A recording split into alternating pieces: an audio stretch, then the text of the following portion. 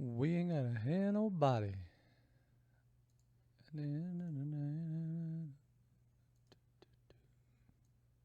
Oops.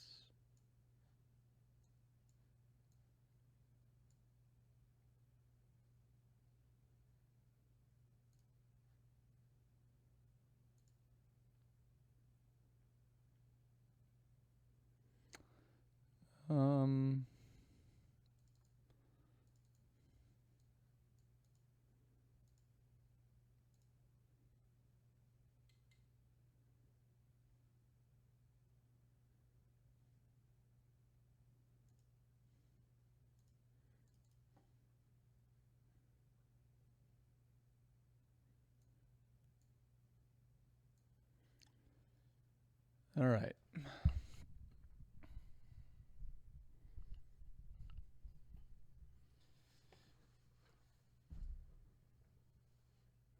This thing's kind of driving me crazy lately.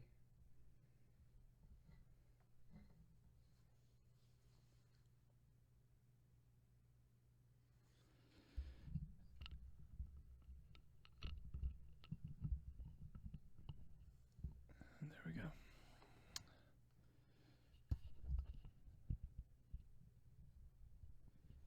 All right.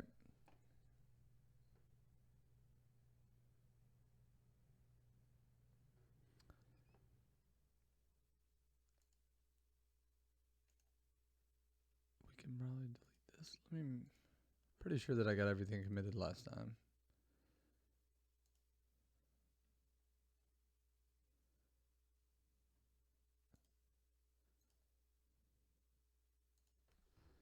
I'll just put day 13. Adjustments. Commit all and sync it.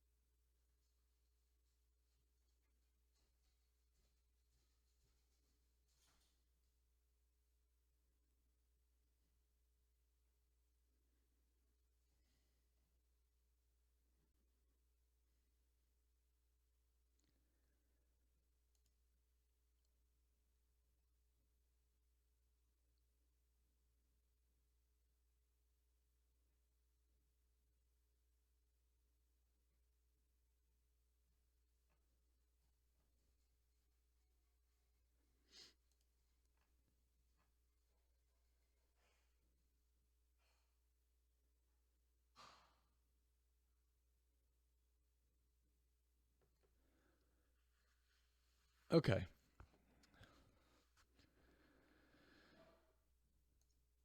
So last time I think we went through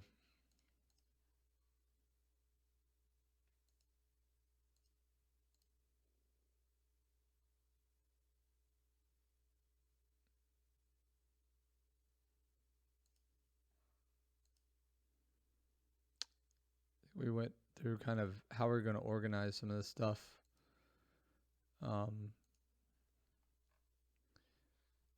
Here we kind of just described what a block was, what a chunk was. We kind of went through what our view would look like, how things in the world would like basically load in, and what priority.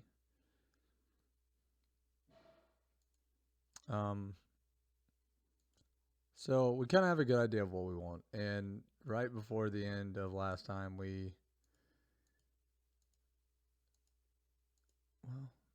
so we added this voxel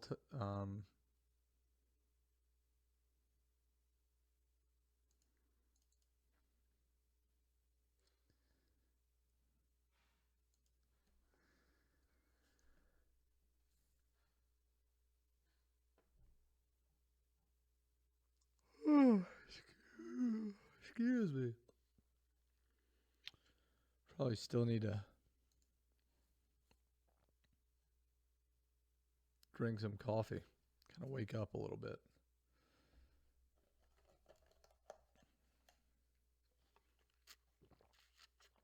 So we implemented this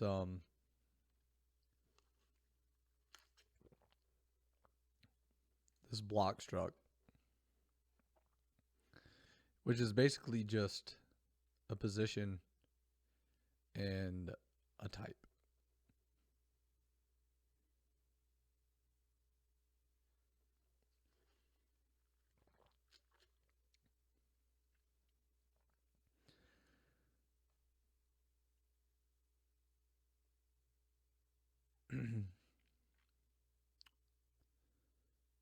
No, I don't think there's any special packing done on this struct. There's not.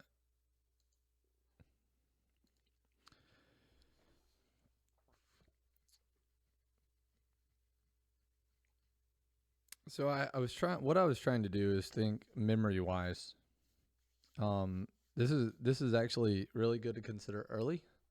This is why I went with a byte enumerator. But you have to consider. Let me see if I can pull this up. We'll do we have a little blackboard thing here. You have to consider that vector 3 has, well, I'm pretty sure that it just has, we can actually look at some of this. Let's go to right up here, and we'll just print some debug information here. So I'll just do, I think we can do Marshall. I think that's the interrupt obvious. Yeah. Size of, I think.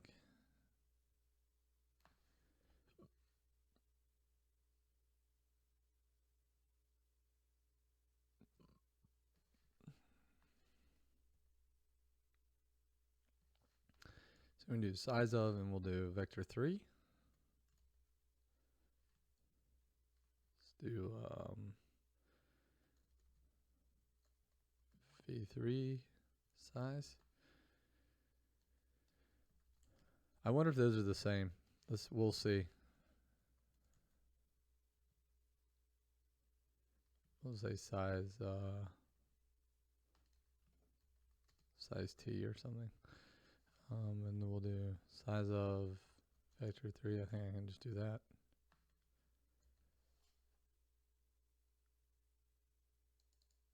Oh, vector 3 does not have a predefined size. Okay, it tells me to use Marshall size of. Okay, so then let's do block size. Just that size of, what is it, block? Oops.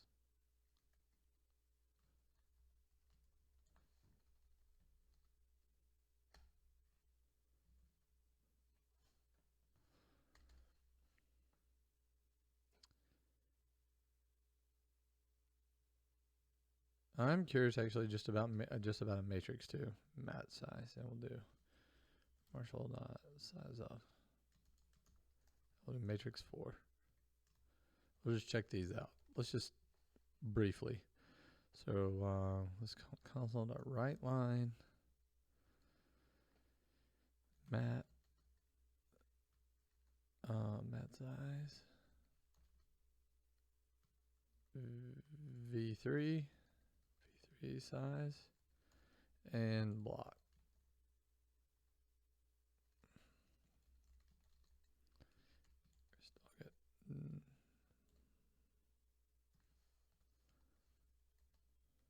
And then we'll add a read line in here just so the console doesn't disappear on us. So we'll run that.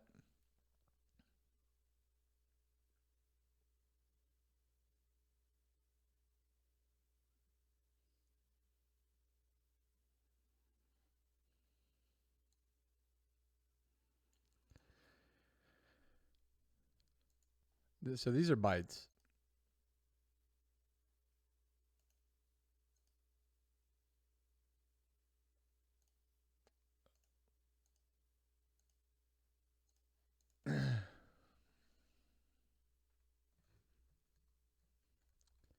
This is actually fairly interesting though.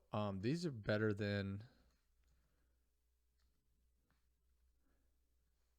This is actually probably better than I thought.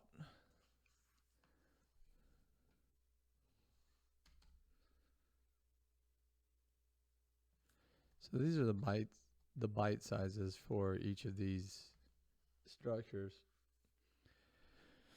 So let's say that I made theoretical here. Let's say chunk size 16 by 16 by 16 and world size, or we'll say world view will contain at most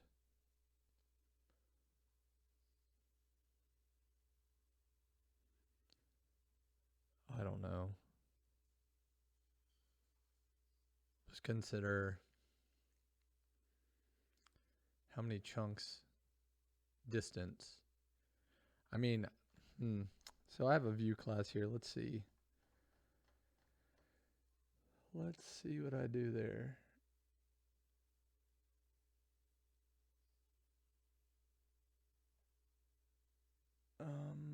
Actually, I think it's called proximity.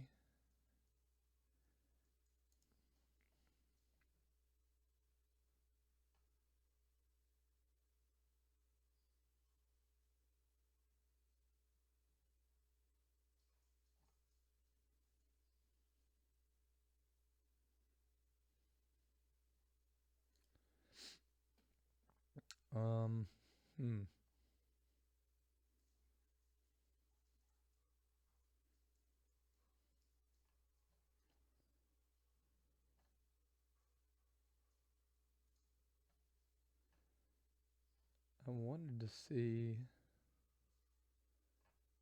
I think I have something called like chunk.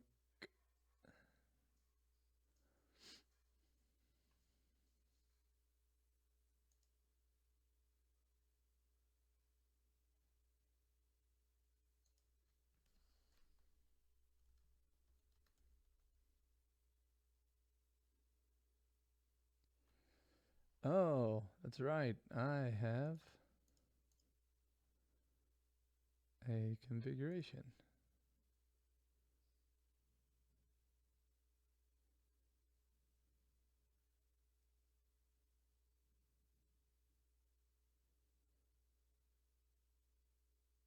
Radius and depth. So what are those things? Go ahead, this proximity. Radius and depth. So radius. What do we use this for? What is M size?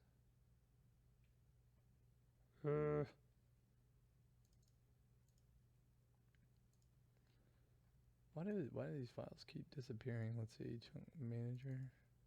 There we go.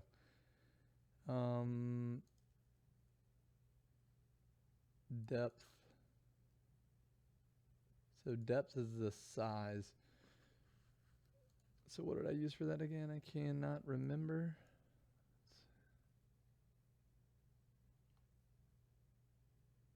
Where is it? Config JSON. I used a depth of 6 and a radius of 32. So let's, if we convert that.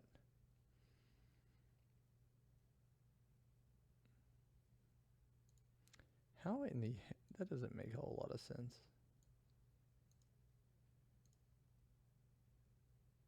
Config view depth.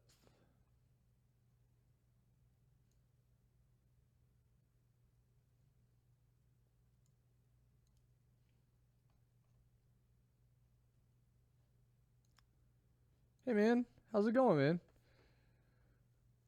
It's going slow this morning. I'm trying to figure out some bit sizes or some memory sizes that I'm gonna probably be expected to endure here. Okay, so that's a uint. Let's see what I pass this thing. So I make shared radius, depth, chunk size.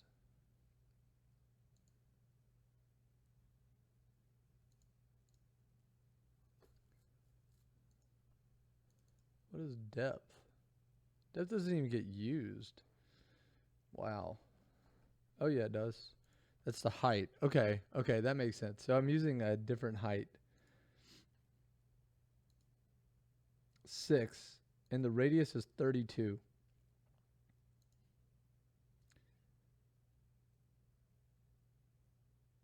So the world view at the maximum is going to be 32 by 32. I think this might be even min radius.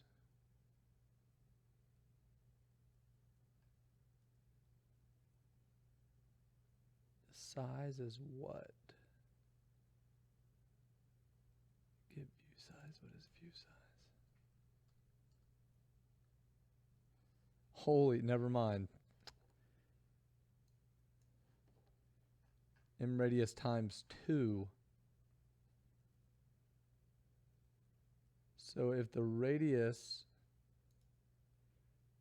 is 32, okay.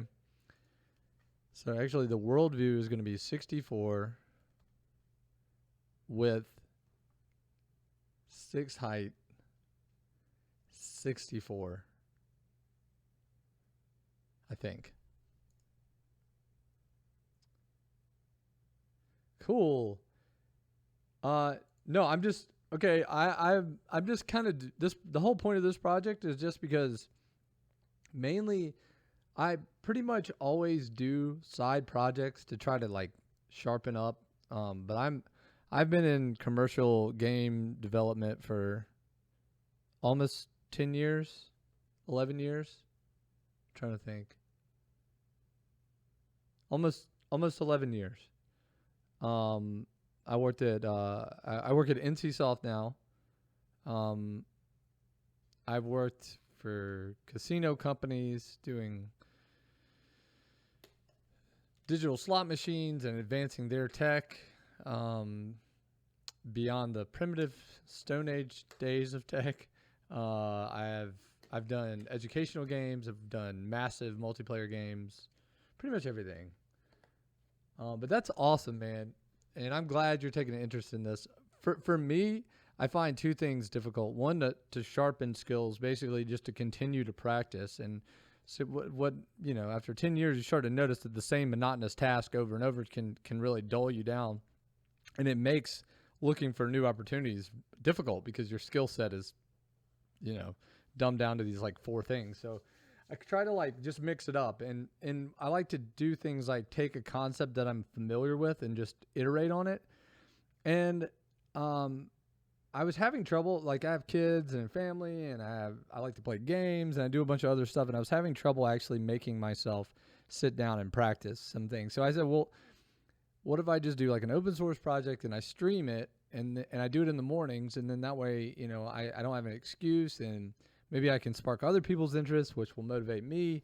And so it's just kind of my way to motivate myself to give, and then actually be able to positively give back to a community that I've probably taken a lot from in the last 10 years. So yeah. So it's basically just trying to, it's making my mind work in the morning while I drink my coffee. And then when I go to work, I can, I could actually be ready to like tackle problems versus like, coming in and starting that way and not being very productive. So without any more chitter chatter, what I'm trying to do this morning is we have kind of our idea of how we're going to go forward, and like we're kind of talking about what our data structures are going to look like. And so I have this block data type, or the struct, and a big part of it is we have to store this guy in memory, and there are going to be lots of these things, and they're going to be copies, and you kind of want to have an idea. It's like a pre-audit. Basically, we just want to know, based on the very simple information that we have, like what can we expect in terms of memory, and where might we run into like bottleneck issues in terms of memory, and some just very basic things like that. Dude, I definitely will check that out. Actually, I'm going to bookmark it right now.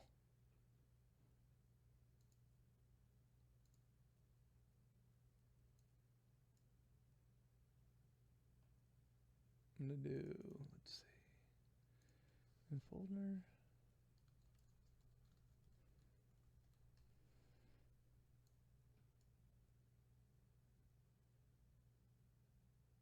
Dude, very cool, man. I'm gonna check it out later for sure.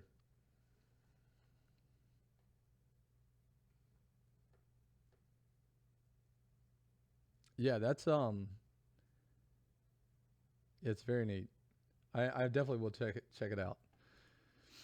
So back to these ridiculous sizes. So I've prototyped this thing, and I prototyped it in C++ because when I prototyped it, I was fairly proficient in C++, and thank God I've gotten away from it because it's just so what's the word for it?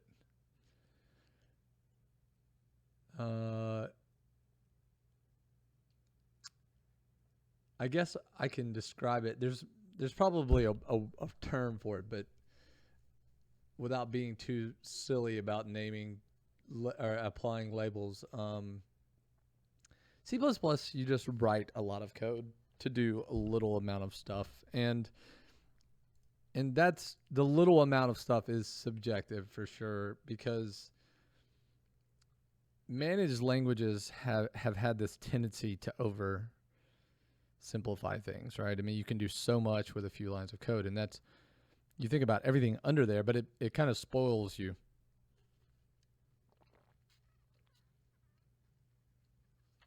So I was mainly with a C++ studio for forever, and did a ton of work. And you know, I love the language. I love it. And there are things that nothing can do like C++ can. So it's got its place, but I mean, I've 14 days live streaming, and so I'm not moving as fast as I probably normally would if I was just like here doing it in my office. But 14 days, there's no way in C++ I would have made it this far. Just even just the amount of code that I would have had to type would have been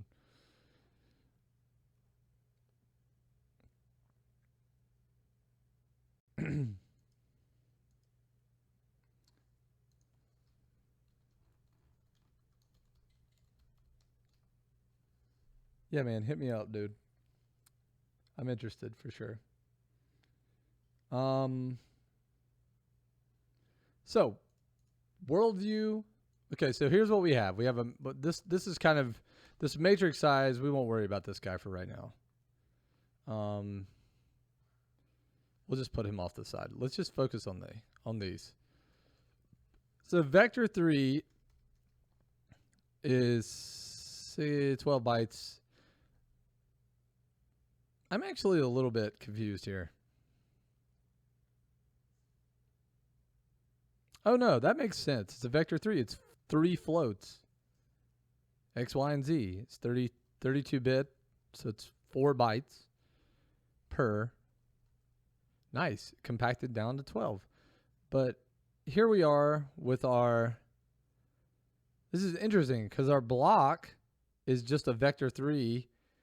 And let's actually check this out, because I'm getting the I'm guessing that this is actually going to end up giving me one. Let's do var, and then let's do block type size, and this is probably going to be a byte. This is going to be like a 1 byte, and let's do block type.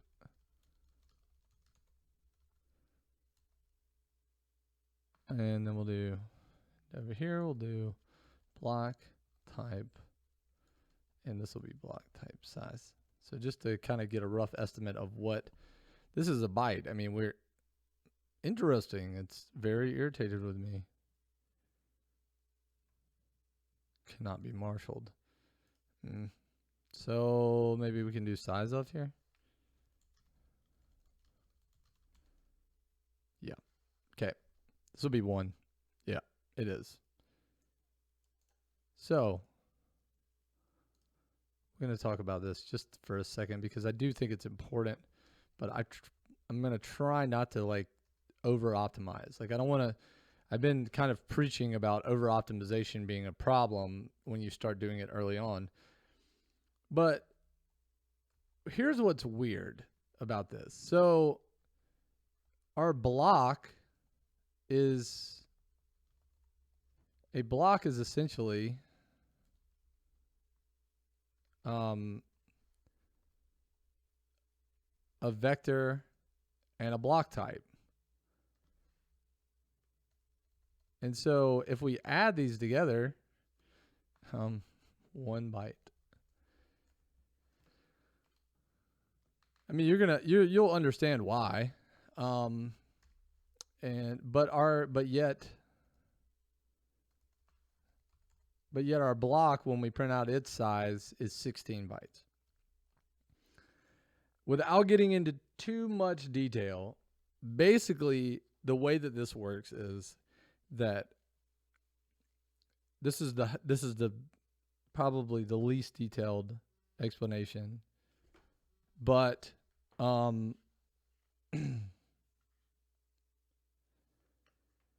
certain CPUs, well, all CPUs have preferences in terms of how they read memory or how data is aligned. If you've ever heard data alignment or memory alignment, or it's basically the way that it reads memory, or it reads data from memory, and it's optimized to read on specific boundaries. Like Intel reads, I think, on 16 bit, 16 byte. Reads on 4 byte, 16. Why is this so difficult? I think it reads on 2 byte boundaries. So that could be wrong. Maybe it is. Maybe it's 16.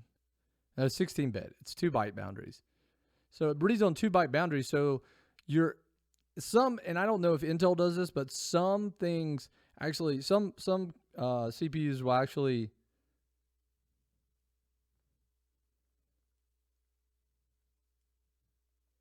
hold on.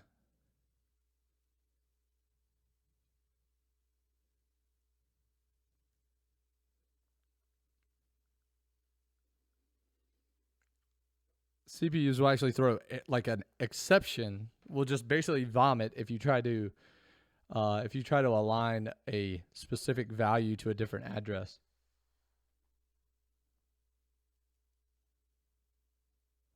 So, basically this just means that your CPU is optimized to read values better from memory if they are along certain boundaries. So like if you can imagine the byte, so Intel basically has these, this is byte, byte, byte, byte. And if you can imagine this, we'll put this as our 2 byte boundary. Intel is going to be basically looking at the double lines here. It's going to be, when it wants to read a value, if it has to dive in here to grab a value, it's going to be substantially slower. Instead, it tries at first it moves here and then hopefully starts reading a value immediately and doesn't have to dive in there. It just is, it's a thing that's just over time in C++ and C, you'd have to pay a lot more attention to byte alignment.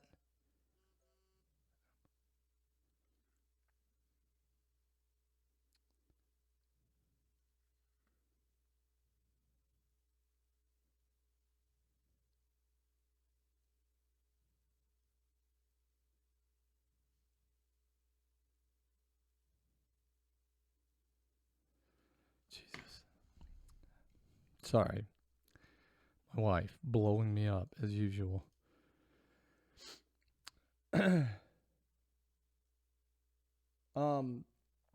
So basically we want to there's a reason why this block has turned from 13 bytes total into 16 bytes, because really it's trying to put it on, it looks like it's trying to align it at least to a byte, right? So we have 12 bytes here, and then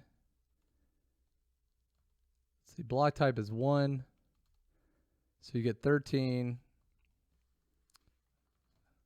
Like, let's imagine this is actually like, I mean, I guess we can do 1, 2, 3, 4, 5. We'll just do the example. I think this is 6, 12. We'll try to stretch it out here. See, 1, 2, 3, 4, 5, 6, 7, 8, 9, 10, 11, 12. And then 13, 14, 15, 16. Okay, so this actually would be, this is going to be,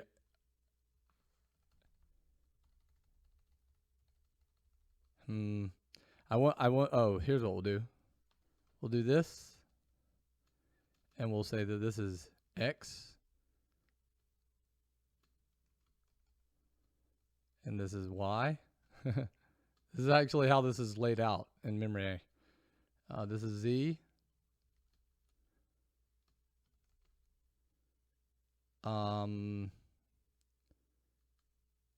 This is block type, and block type only takes up a byte, really, so I'm just going to call it BT. And this, and now what I'm actually surprised about, I guess it moves from 13 to 16. Well, let's see, this would be 13. Does it align it for 30? It probably aligns 32-bit. All of this is pad. So it just pads it out with like extra data so that it can read along these boundaries. I'm not sure exactly why .NET does this, like in terms of why it's, instead of it being here and being a 14 byte, looks like it's aligning on 16, which is, or it's aligning on 32-bit. It's relying on every 4 bytes. So to align every 4 bytes, we'd have to pad it out another, what, we landed on 13? Yeah, we'd have to pad it out another 3 bytes. So really, if we wanted to, we could consider this block type, we could call it an int, and it would take up the same amount of space. Now there are ways that you can choose to do this. You can say, let's see, I think it's struct layout.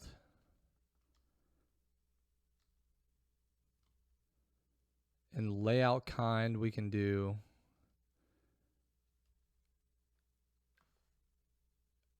I think we can do sequential, and then we can do pack. And what is this pack? Initialize the new instance. Controls the alignment of fields of a class or structure in memory. So this actually allows you to specify the number of bytes that it aligns on. So let's say 2, right? And let's appeal to the Intel. And then let's rerun. Okay, so now you see, now we're getting block as a 14 byte. So it's aligned on 4 bytes if you just use a normal say. If we were to pack this thing down, I think we would actually get 13. It would stop right at 13. Yeah. So it would pack it all the way down into 13 bytes. I like the 16-bit alignment here. simply because, all right, man.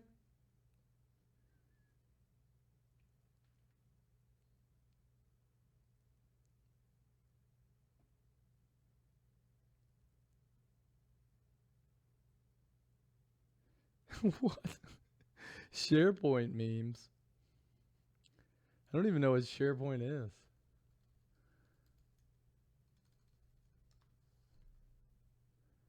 What is SharePoint?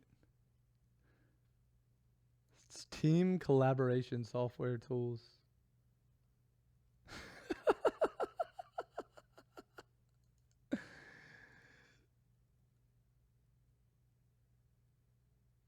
Dude, do you want the C++ version? Because I have the C++ version. I did write a C++ version. But it sounds like you already know all of this stuff anyway. And instead of like swinging my dick around, acting like trying to be a hot shot, I'm actually trying to like, you know, maybe urge some people into programming. I'm not trying to bust out like an esoteric language and like prove what a badass I am. But thanks for the input, man.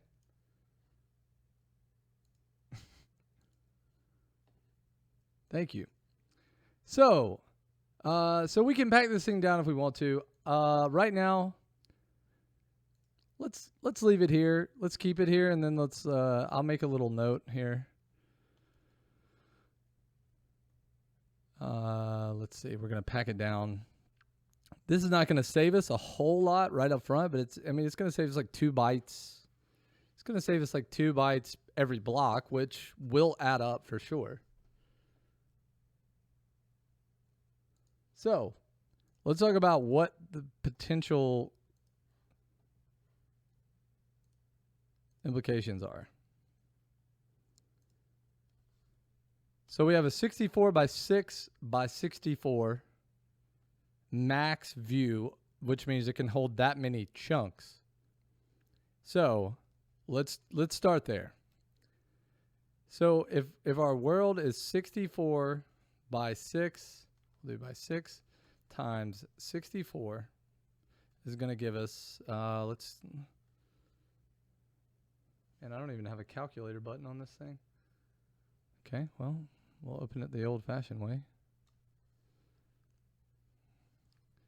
That is the biggest fucking calculator. Is there a reason why they wanted it to be that big? 64 times 6 times 64. 24,576. That's chunks. God, is it really that big? That's insane.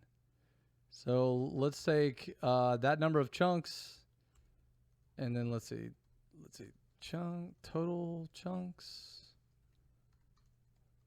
total blocks per chunk is going to be 16 times 16 times 16.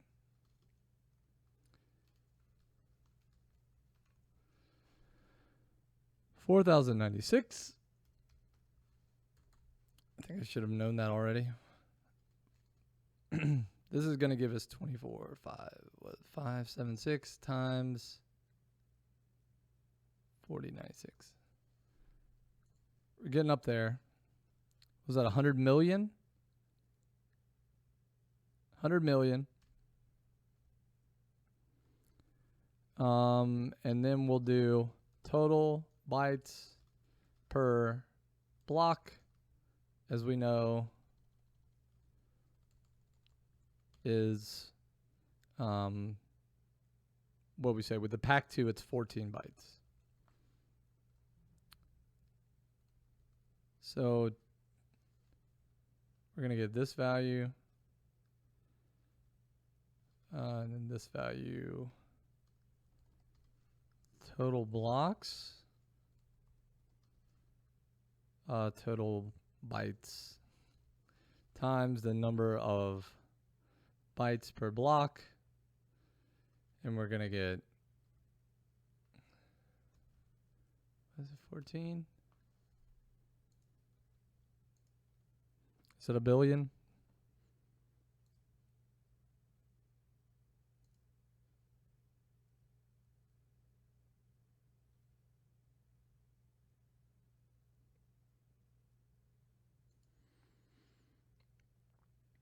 wish that Frank guy would come back, man. Where'd he go?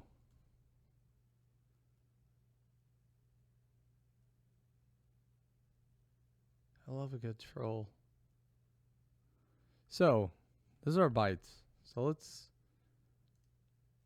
figure this out because my math brain is not in full effect.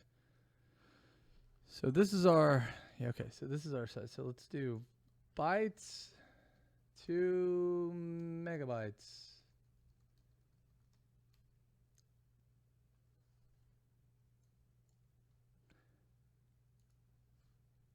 As you might have guessed,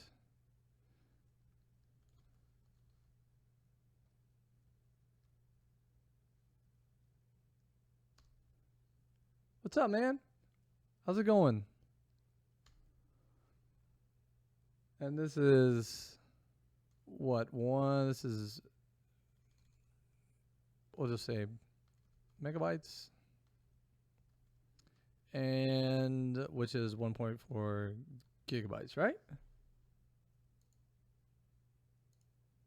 Yeah. Okay. So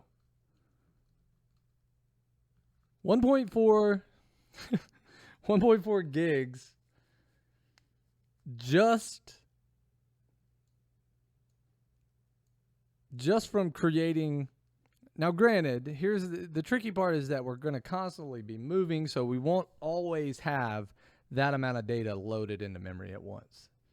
It's kind of one of those gradual things where maybe if you stood in one spot, depending on your CPU and GPU processing, it might take a minute or 30 seconds to actually load all of those chunks in. Because what's going to be happening is most of the time you're going to be moving around and chunks are going to be loading in and out very quickly. And in fact, whenever something changes, whenever you move, you're basically kind of starting that load process over again. So you may never reach that max visible chunks. But in the event that you did and you stayed in one chunk moving around for a while,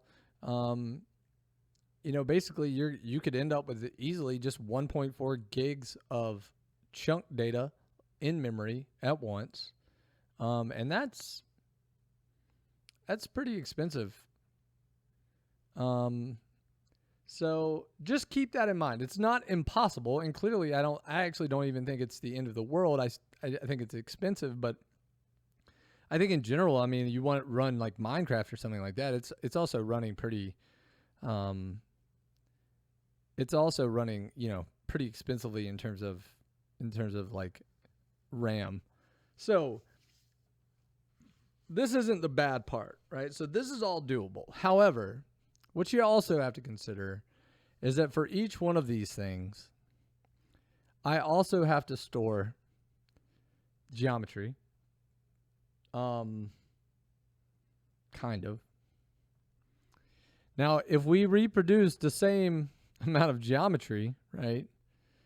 Like if we called this like, oh yeah, we also have to keep this exact same stuff for geometry, then we're starting to get into the land of no return in terms of RAM usage. And if you have an integrated card, then it just becomes this like memory scaling issue, and you're going to quickly run into a bottleneck. So we don't need to say this.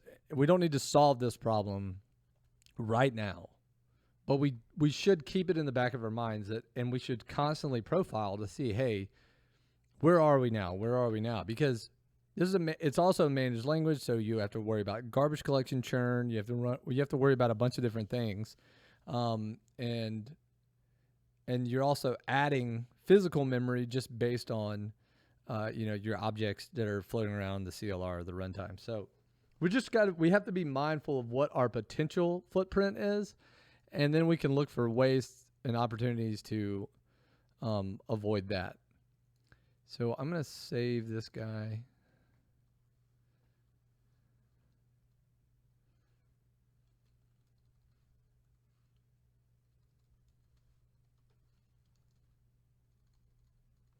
.4 gigs just of block data.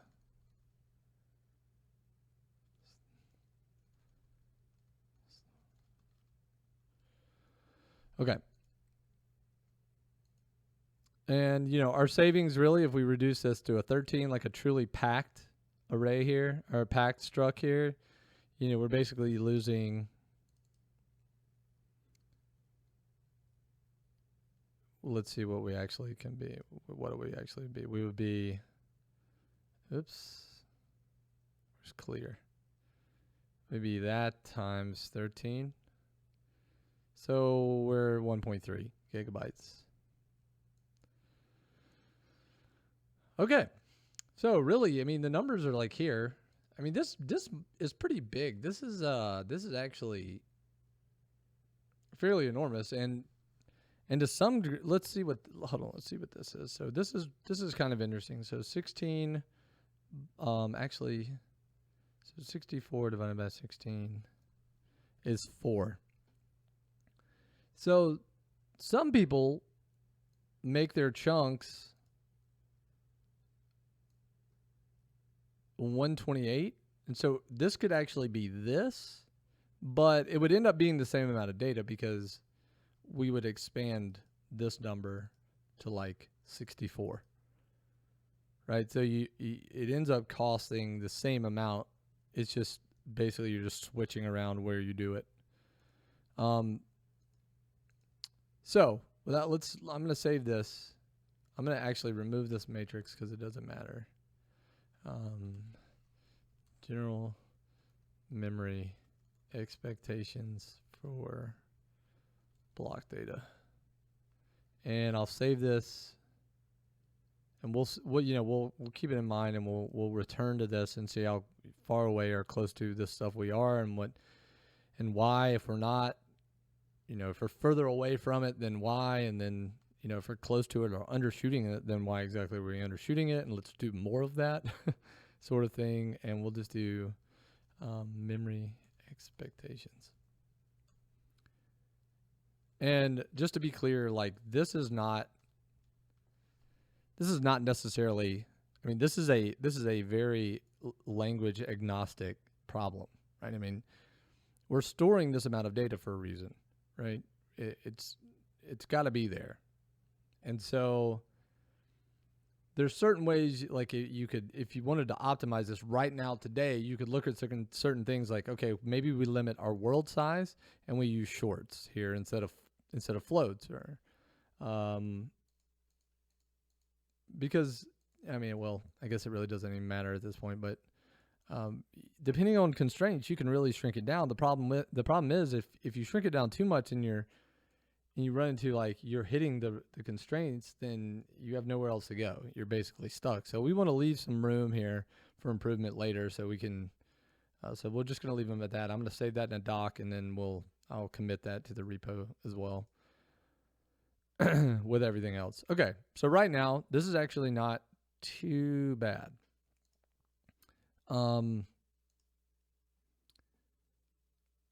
Let's talk about a chunk. And let's also talk about how CSharp just likes to, Visual Studio just likes to move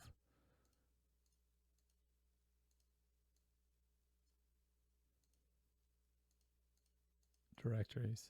Okay, so let's make a chunk. So I think based on kind of our initial approach here, our initial look into the layout and the structure memory-wise of this thing, we want to make this thing a reference class. And the reason why we want it to be a class and not like a struct, like a value type, is because really and truly these things are massive, and we don't under any circumstance want to be copying these things. Like copying via value type is really something for it's block is almost, it's getting into that point where you'd want to consider maybe thinking about a reference type. But essentially when you move value types around, if you return them or you pass them, then they copy, because they basically are pushing the values onto a stack, onto the local stack for that method. And so when things pop off the stack, then they're gone. So in order to like keep passing it around, it's like a pass by copy. If things are really small, it is a super efficient way of passing things around. Also, when you keep a bunch of structs inside of a list or a container, I'm pretty sure that there's ways that it can, that the CLR or the runtime can compress it down or maximize data reuse without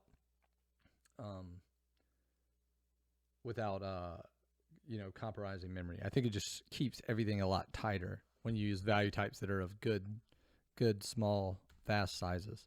So this is our basic block container, and I don't want to list a specific size yet. I guess we should allow any sort of size for this.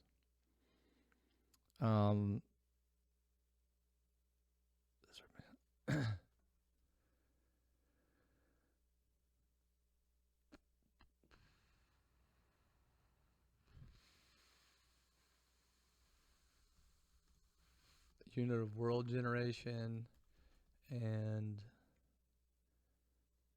basic building block for our voxel world. And you could also consider this if you're looking at it as like sort of an octree implementation. This is basically an parent node for block units. Okay, so last time, right before I left, I mentioned there are a couple ways we can store data. CSharp has a couple little, I guess, helpers or possible implementations of arrays. You have your typical array, your 2D or 3D like jagged array. So this is a jagged array, would be like private read only. We'll say the type would be block,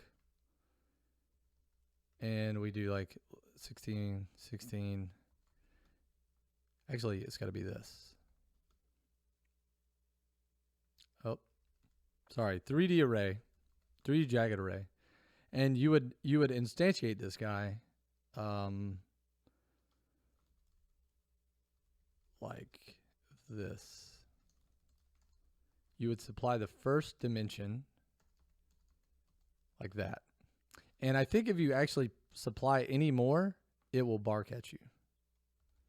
Oh, no. Okay. Yes, there. It's not going to let me do that.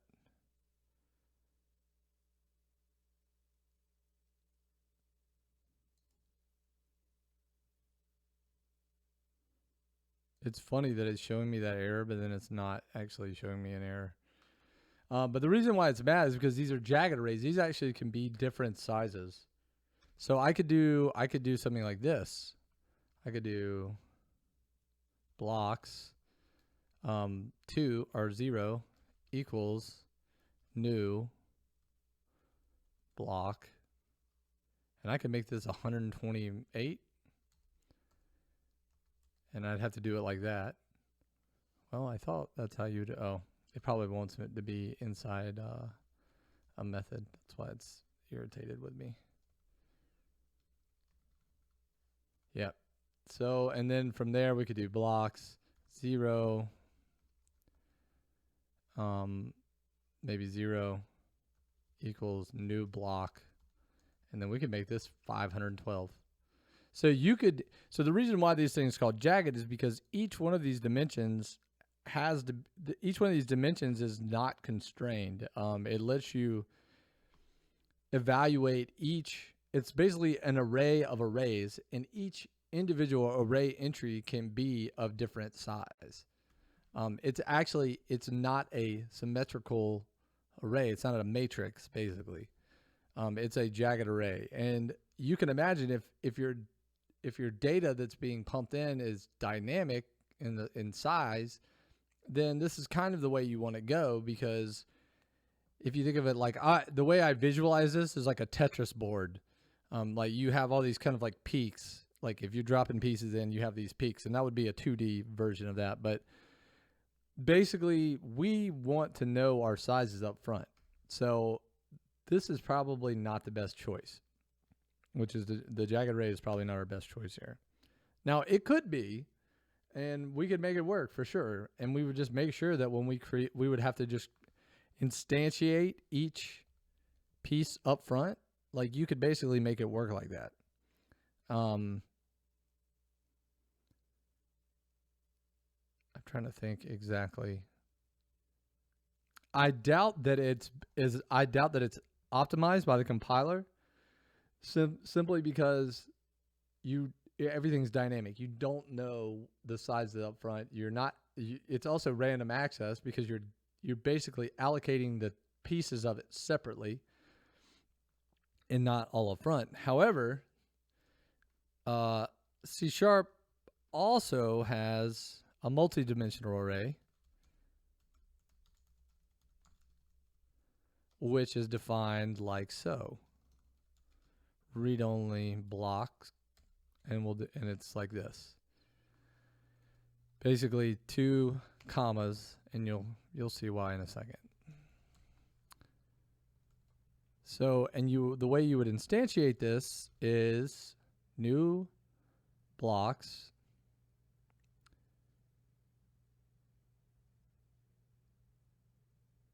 Now, I think really and truly though that I don't think you define the type, the length in any of these types. So in a way, they're not predefined at all. They're all somewhat dynamic. Blocks is going to be, we would create this by doing new block, and then we would pass the dimensions. So, whereas the other one, you could only pass 1 dimension each time you instantiate it, and then you would have to fill up everything manually. This actually allocates what I assume to be a single chunk of memory that you can essentially use this for whatever reason possible. So if we go back into our rocks main here, and let's, I wonder if we can do that. Let's get rid of the matrix because I don't want. Let's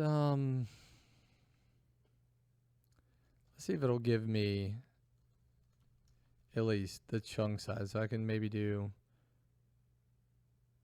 size of new block 16.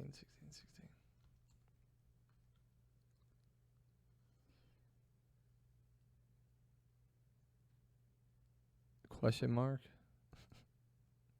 It wants a type, I think.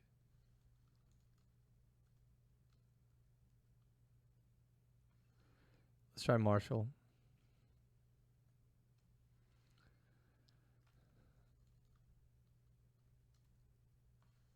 Oh, there you can pass it a object.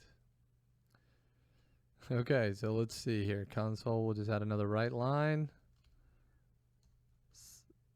Chunk. And what do we say this was from our original? I don't remember what we said, but it was.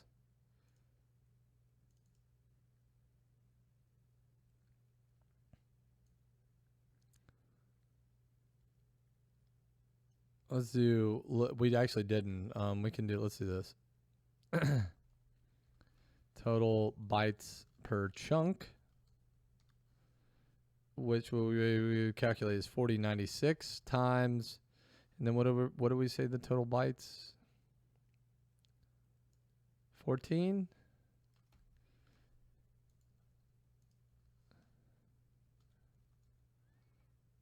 So 57K, right?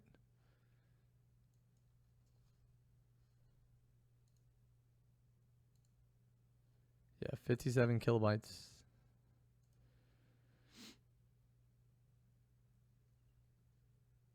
So 57,344. Let's see if that's what the value it gives me.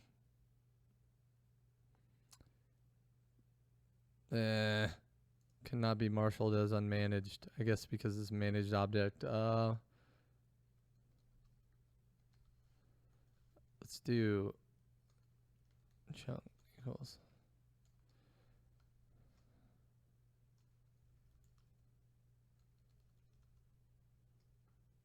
What does it want? What does size of actually want?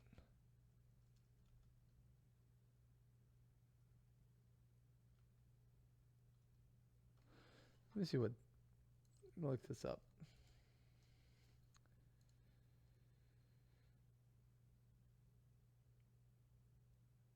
Oh, you can only pass it reference type. I mean value types. Derp.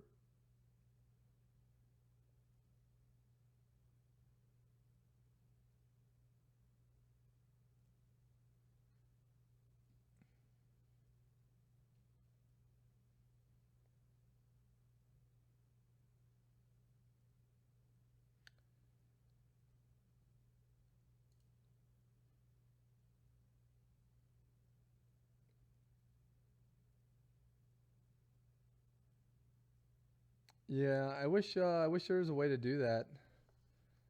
Size of multi-dimensional array.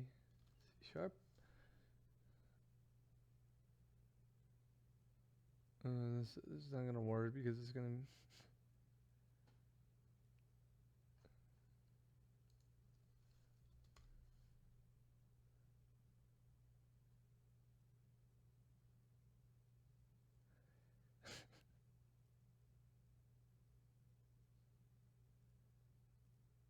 Yeah, it's not really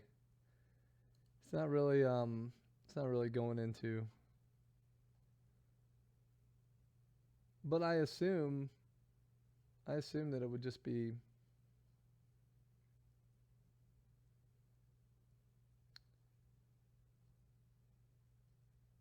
the same. I mean, we can try it. We can try to let's actually just add. Let's remove that and let's add like a breakpoint here. And I wonder if we can look at memory usage. Let's take a snapshot. We can drill down here. Where is? Here it is right here.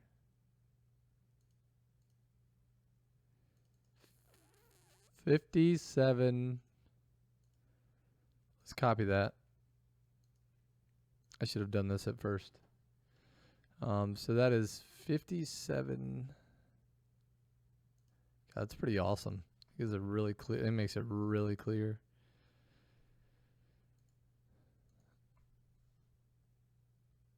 So in our little memory expectations thing. No, please tell me it did. It did. It did. It didn't copy. Thank you, stupid ass. Visual Studio. Let's see, take a snapshot. Go into objects. Here it is. And copy.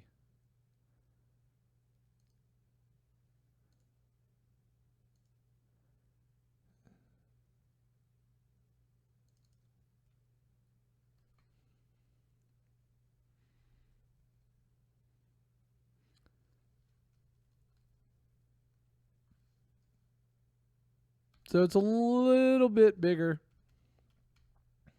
It's probably overhead from being a managed object, whatever. It's a little bit bigger than we anticipated, I guess. So how much bigger? 46 bytes bigger. Okay. So let's just keep it like that for now. You also got to remember we're running in debug mode.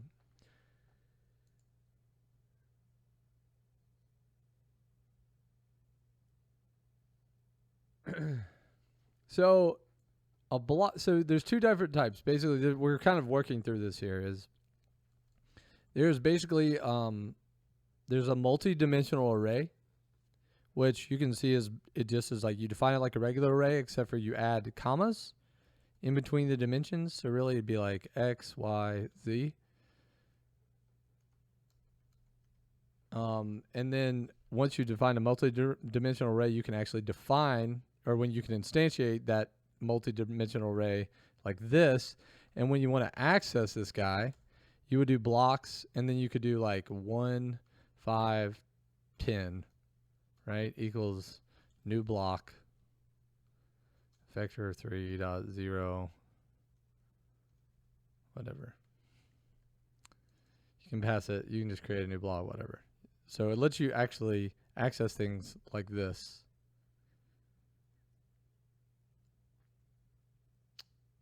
Hey, what's going on?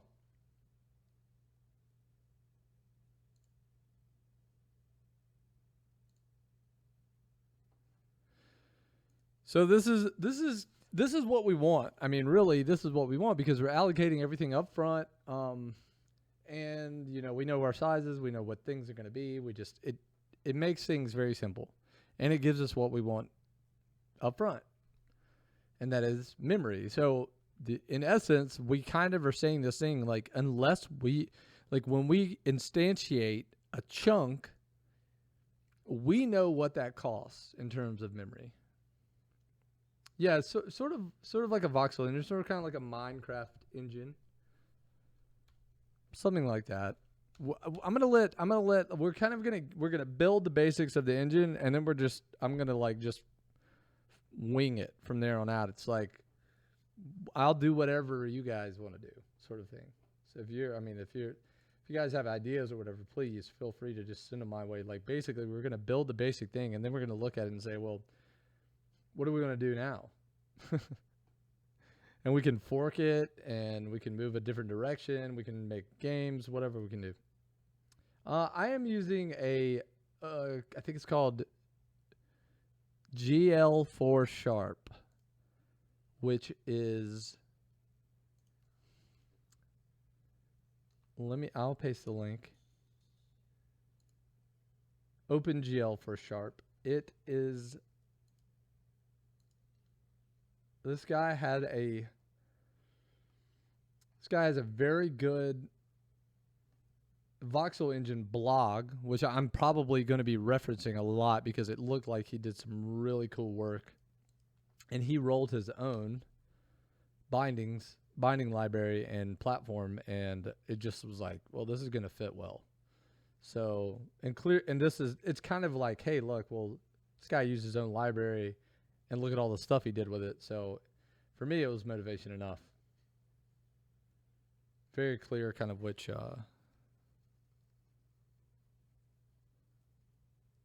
dude, very cool, man. Good to hear that you started early. I had started when I was 11, but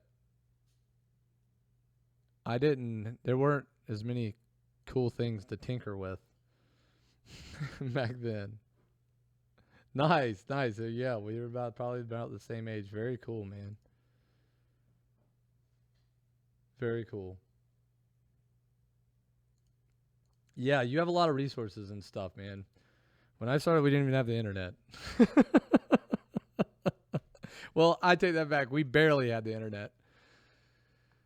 We did have the internet, though. It was just nearly non-existent. So by the way, all this stuff is going to be open source. I have an open source repo that I've set up here. Have some other projects and open source things if you're interested, if anyone's interested.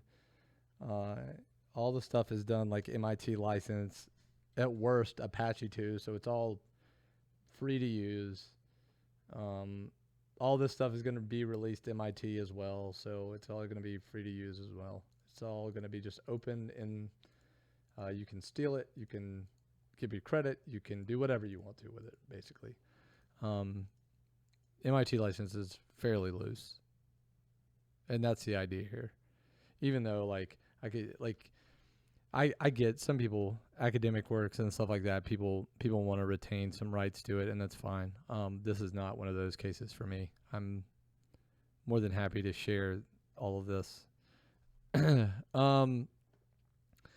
Okay, so this is the multi-dimensional array, and we have one more approach, actually. I'm going to leave this there because we might end up using it, but there's one more approach here, and that is this way. So we'll create a single dimensional array of block called blocks. Yeah, I work at NCSoft, Guild Wars 2, Blade and Soul, those guys. I work for one of the U.S. studios, which is we're going in a little bit of a different direction. I can't talk about any of it, of course, but I'm excited. It's going to be some good stuff. So I've been with them for about 6 months. It's actually a fairly new gig for me, but I am enjoying the hell out of it. I love it. Okay, so this is the next way we can do this. So we can just use a typical 1D array, and this is how this is going to work. We're just going to use indexing scheme so that everything's linear in terms of like how the blocks are laid out. Everything is just in one big linear array versus a multi-dimensional array. Truthfully, I'm mostly confident that the multi-dimensional array works exactly like this under the hood. So I'm nearly sure that this is going to be completely interchangeable with that, except this has more overhead because it requires us write our own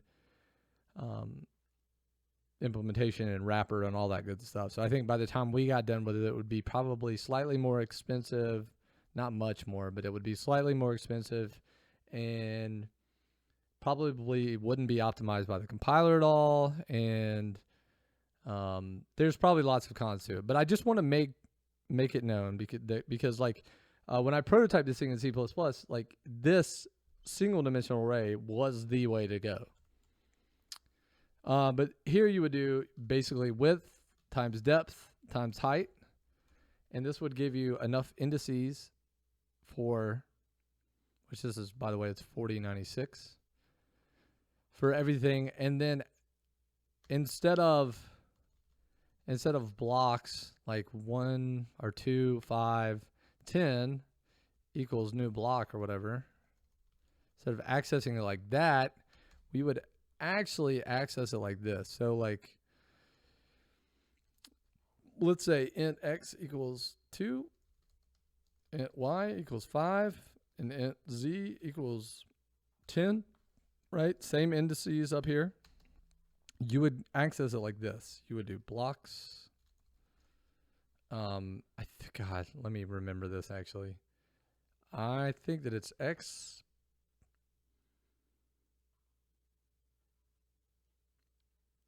plus y. Actually, let's make this clear. So we'll do width. We'll have width 16 and height 16. These are all the same, so I wanted to make depth is going to be 16 as well. So the actual dimensions of this thing will be width times height times depth. And to get the location of something that's unique, that basically applies to this, it's x plus y times width plus z. Actually, I'm going to double check this. I'm trying to think about this and it's making my head hurt.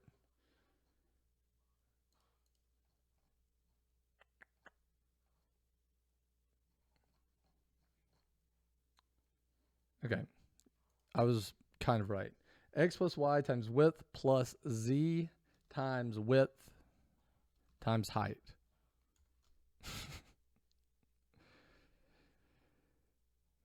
But you'd have to think about it in terms of,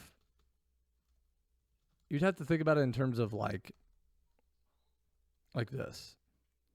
So at 0, 0, 0, 0, right? This is 0 plus 0 times 16 is 0, plus c times w times h is also 0, because y times y, if y is 0 times w is 0. And so if you think about this term, and let's group these just to make it clear, this term and this term,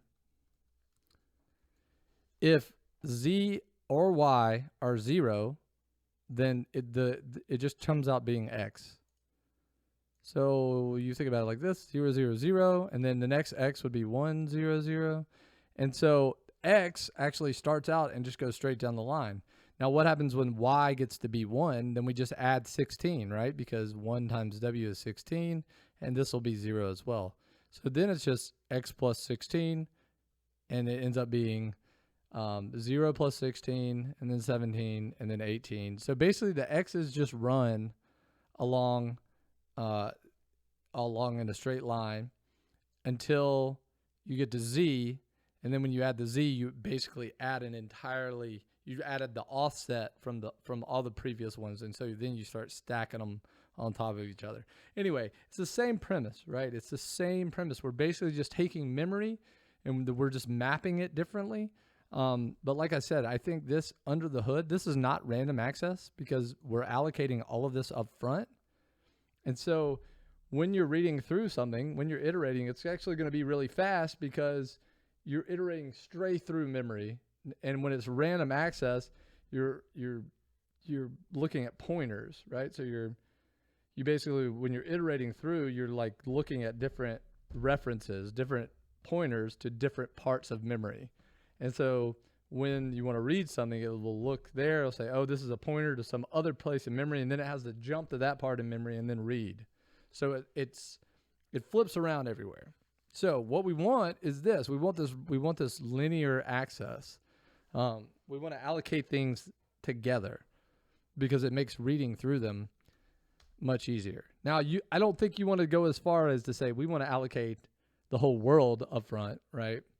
Because we still want part of this to work in a dynamic way. We still want it to actually load in and out of the world. We want this thing, we want to keep it as small as possible at any given time. So we don't want to allocate too much up front, but like in terms of a chunk, we know when we create a chunk, we know what we're getting into. We know how much space is going to be allocated. And so we're going to do it that way. So I think for our sake, until I read or learn otherwise, we're going to go with this multi-dimensional array.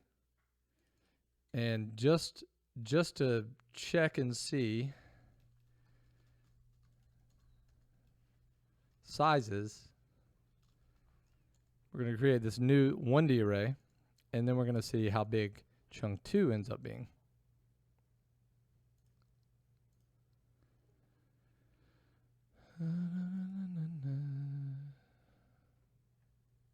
Well, hopefully we're going to see.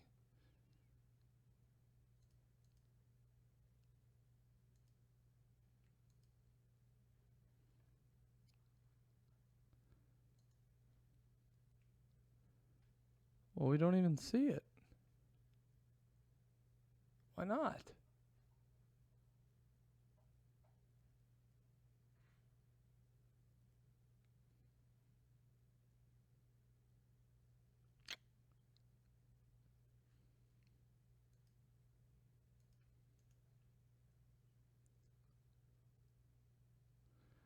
I wonder why this is not here. This oh.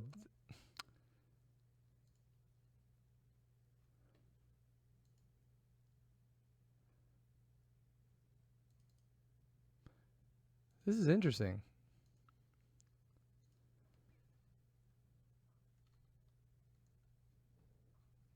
So can I...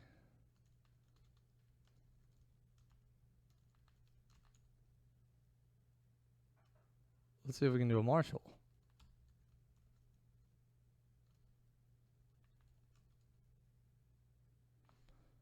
Okay.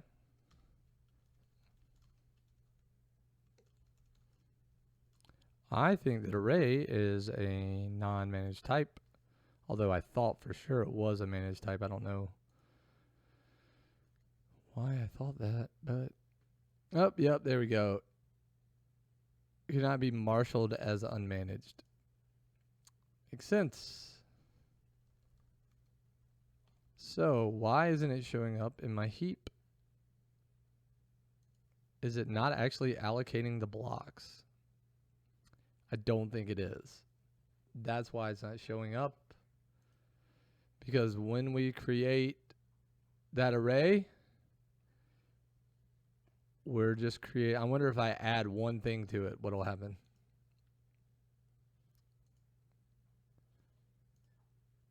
Or in fact, why would I should just be able to access like 0.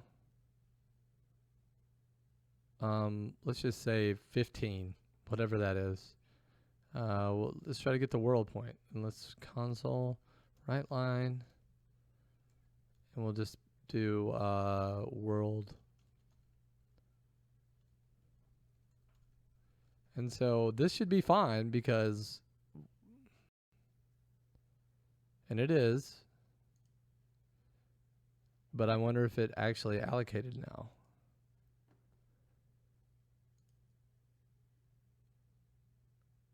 Where in the world?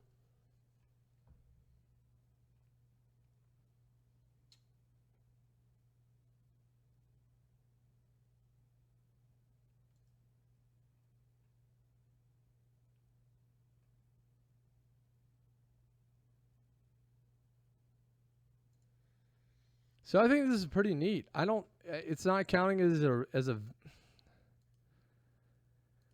It's not counting this array as a reference, or as a reference type. It's not counting the array itself. I guess it would be silly to think that, but at the same time, like, you can't marshal it to an unmanaged type. So it's kind of, it sounds like one of those strange in between things. But this is absolutely a managed type. So I wonder exactly. I wish that I could see what this looked like then under the hood.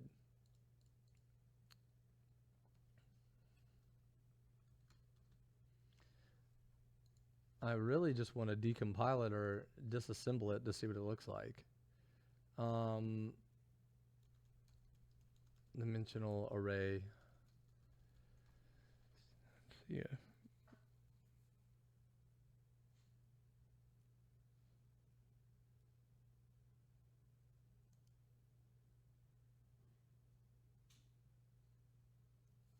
Yeah, that's free, right? That's JetBrains.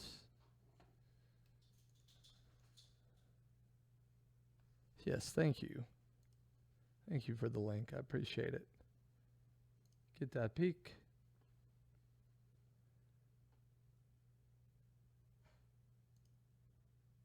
Open. I love JetBrains.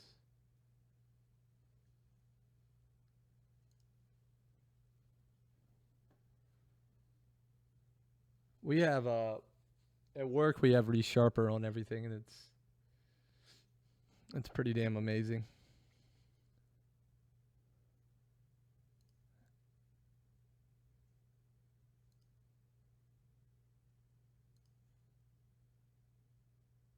I guess it's like a full product install or whatever. I know, man. It really is. It's so nice. Oh yeah, I mean I used to say so. I wrote a lot of Java. My first 4 years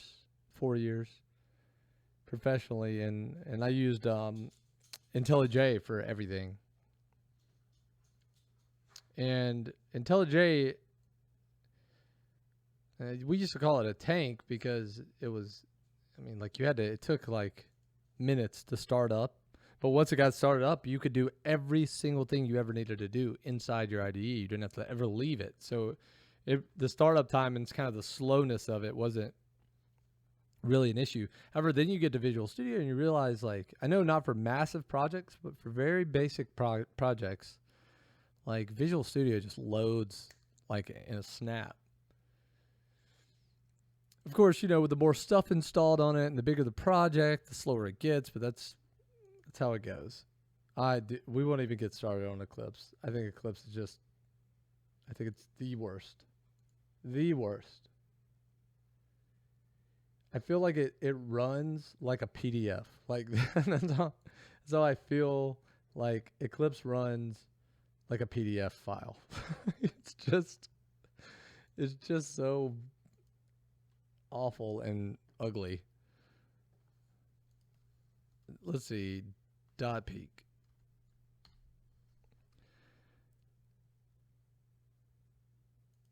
Although I don't know really what to look at here. I guess I can look at the program itself and see kind of what.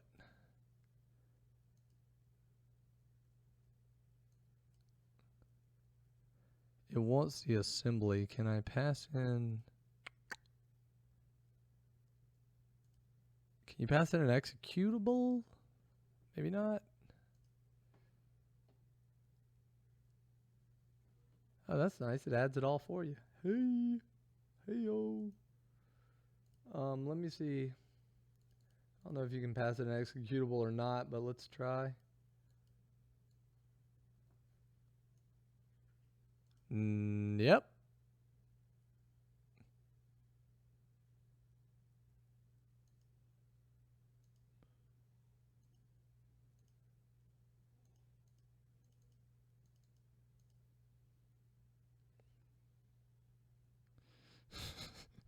That is surprisingly accurate. What the? Oh, wow.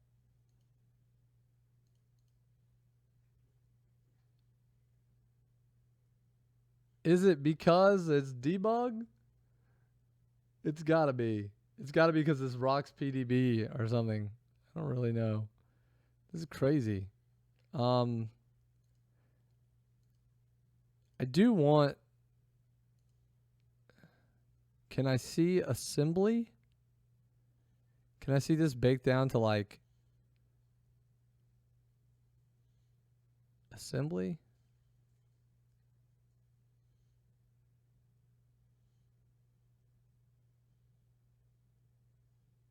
Is it really accurate like that always? That's insane. Here's Assembly Explorer. What does this mean?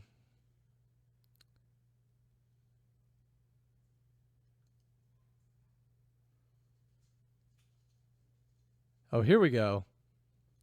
Here we go. This is what I want.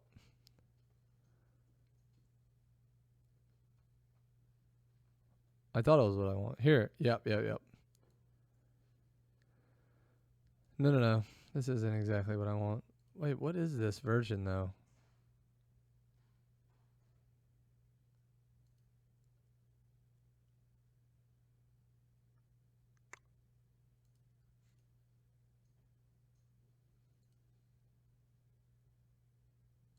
Oh, yeah. So this is basically the decompiled version. It's using the symbol server for this to grab all this. So it's smart. It knows where to look certain places to grab things. But I do wish that I could see the assembly, because if you notice this, like you'll look in here and like this is probably going to give me. Yeah, see, it's pulling from the PDB file. Yeah, okay, thank you. Yeah, that's what I thought. But you can actually this is what the decompiled version looks like, and it's still pretty insanely accurate.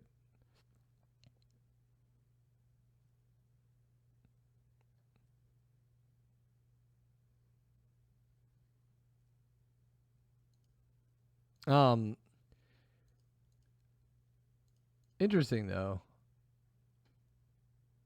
Show assembly dependency properties. Assembly Explorer.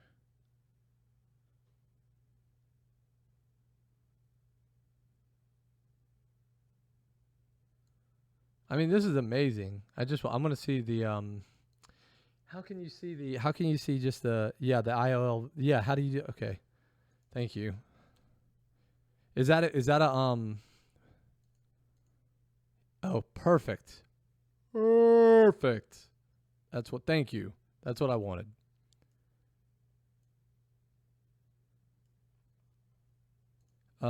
This is the same thing, right? Yep. Okay.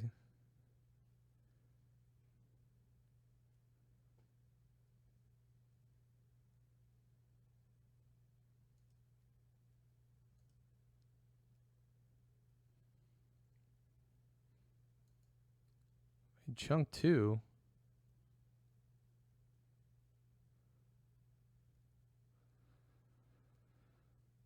Oh, well, this is why. Because I don't think I compiled it. Again, I think this is just reloaded here.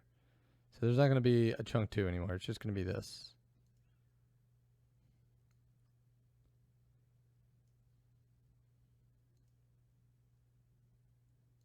Yeah, so all this is going on the heap.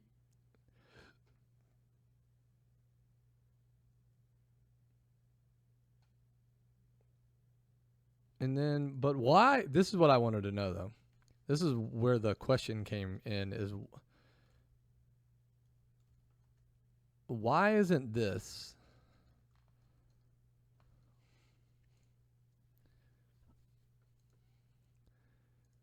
Why isn't this showing up in the heap?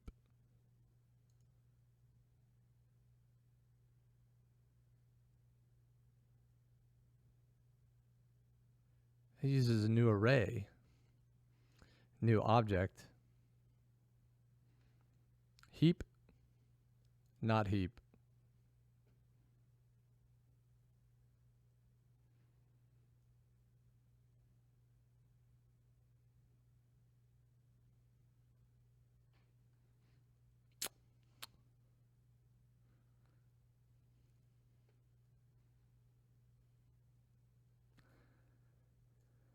If we change the scope, here,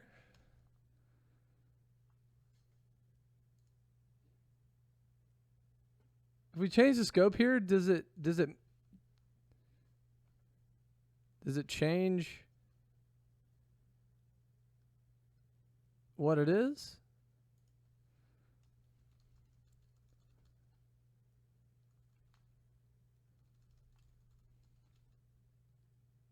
Probably not, right?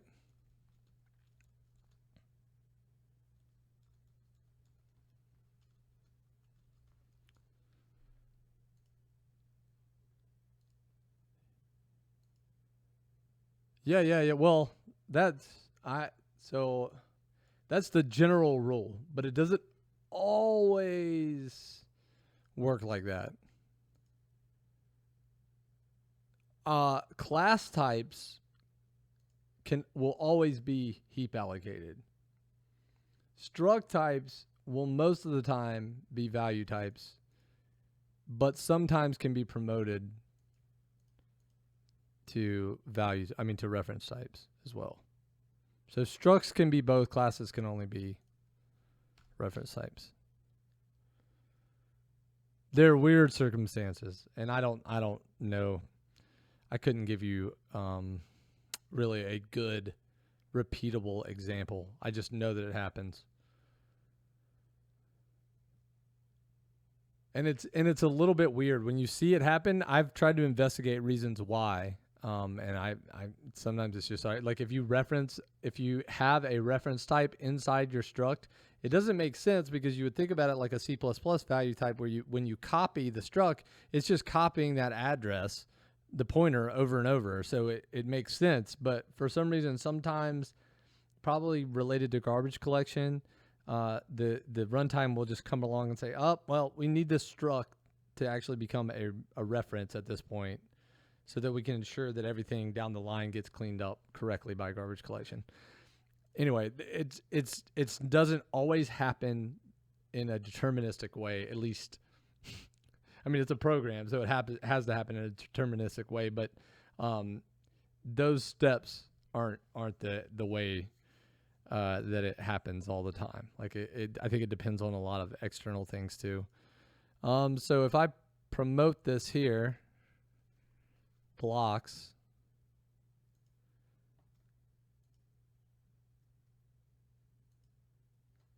let's see what happens out here. So let's go back up here. Why does it keep going into the bottom? Where's this? Same thing.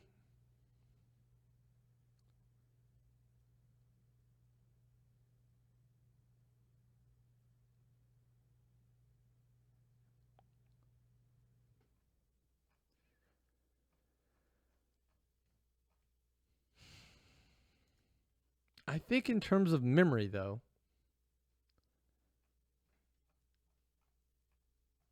So this is why I'm curious about this, because if I pass,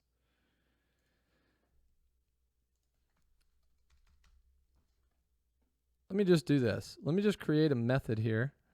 Public rocks, or we'll just say void accept, and we'll just let it take block array blocks. Now, a typical value type is going to copy here, right? Like a value type is going to copy here. The thing is like, is this going to copy? Is it going to create 2 on the stack? Right? Will there be one on the outer scope stack and one on this method stack?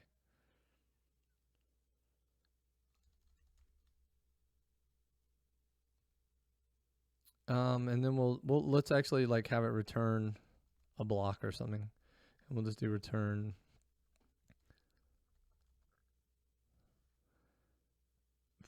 $15, whatever, doesn't matter. And so in this case, if I go back in here, I gotta call it. So let's do new rocks main. I'm sure something's gonna crash here. 1024, 768, accept, and we'll pass it chunk2 and var block equals. So let's just see what's going on here in assembly.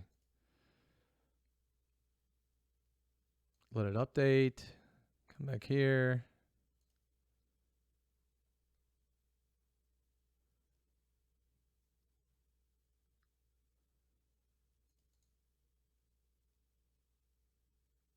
Find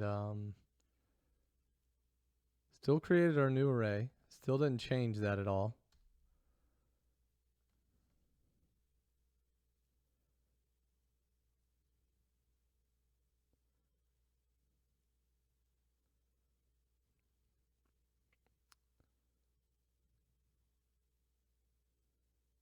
Where did we just see that we stored that? Where was that reference, or that value, that new R was stored? This stuff is so much easier to look at than like x86 assembly. It's like so clear. Wait, where the hell did that go though? So up here.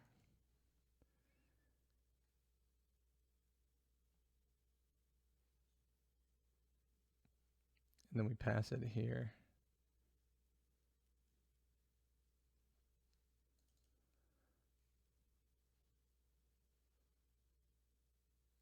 Like, I'm actually wondering what this does.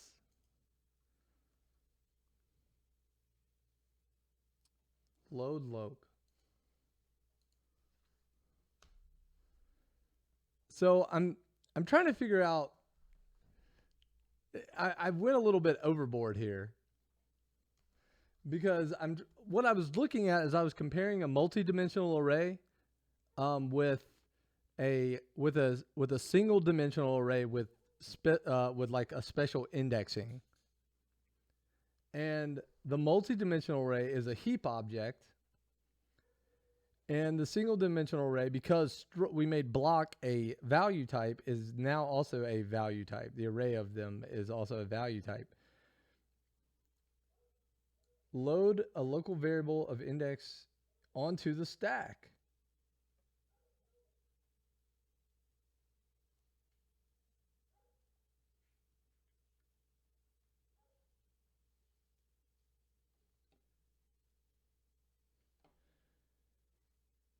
So when I get down here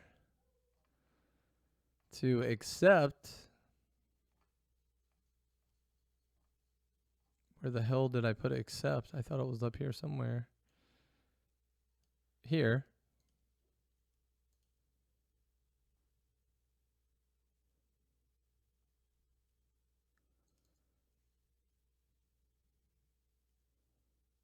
Load arg1.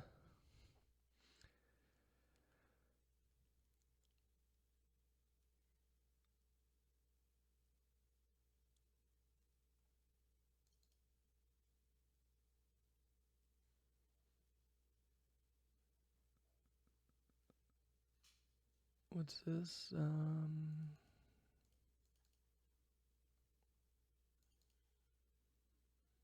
Oh, I guess this assembly is a little bit different. It's pulling from the method stack, but I actually don't know what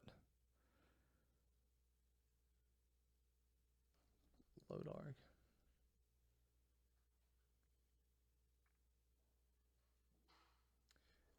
It doesn't look like it's copying though.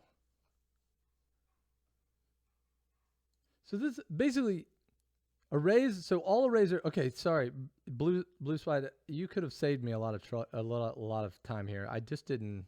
I missed your comment. Yeah, right. Like write a native that does all the block allocation and stuff. Yeah, I could. You can, of course. I don't want to jump. I don't want to jump that far ahead.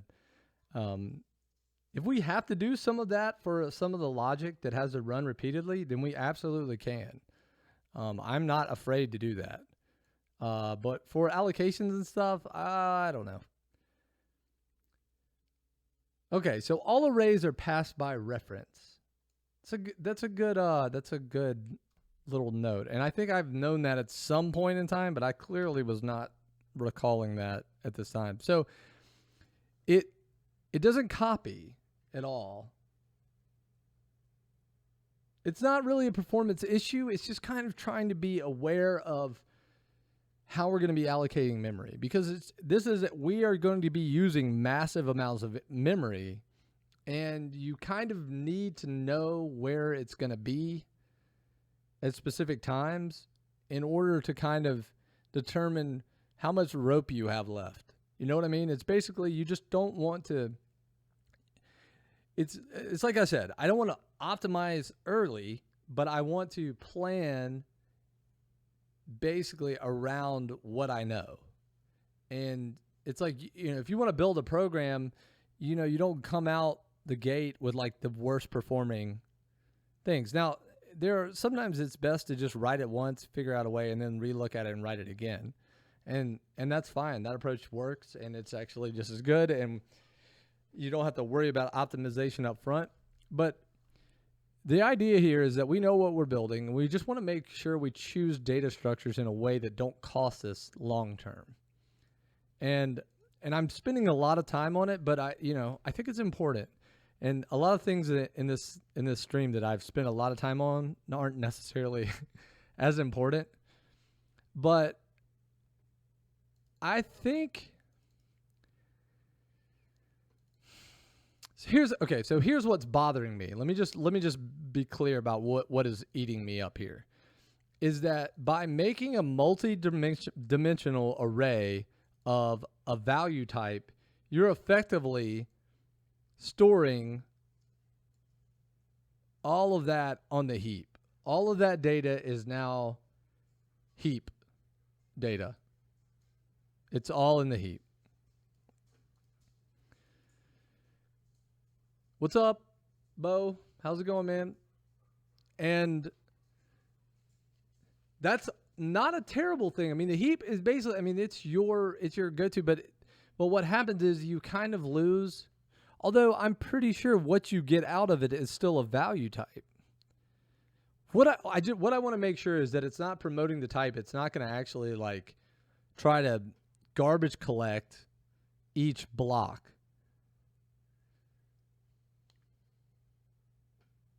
Oh man. I wish I did. You know what you could do?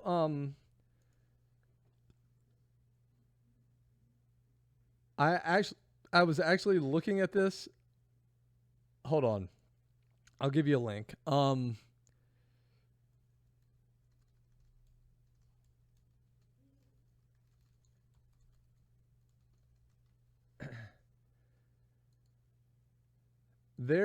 There's an open there's an open source. Damn it. Okay, GitHub. I was looking for a GLSL shader extension for Visual Studio.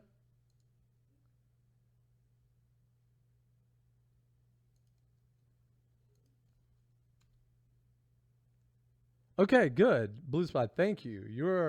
This is awesome.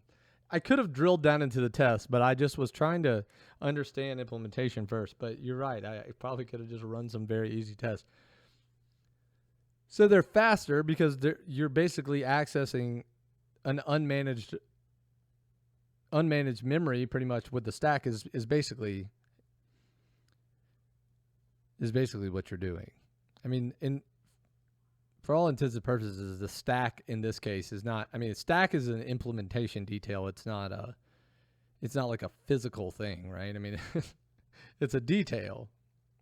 The stack and the heap are a detail. They're not some well-defined, implementation or some well-defined like overarching dogma that we have to follow. Like, but basically, the stack for all intents and purposes, in our case, is essentially unmanaged. I mean, it kind of falls under the managed umbrella, but in terms of memory, it looks like it's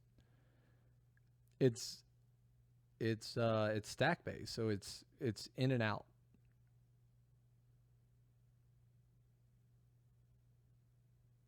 So that in shader, it was not working. It didn't work at first, and slowly after I just like closed Visual Studio and then reopened it, and then I actually installed like another extension, and then this one started working. But it looks good, but there's no IntelliSense, I don't think.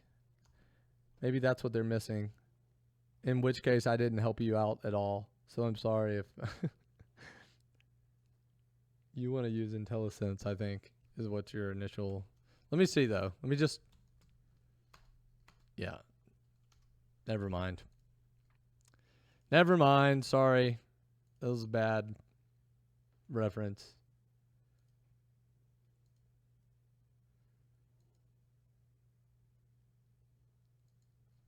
Sadness. I'm sorry, man.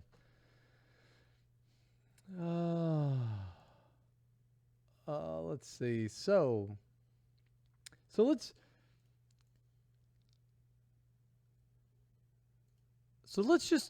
you know what? Let's go with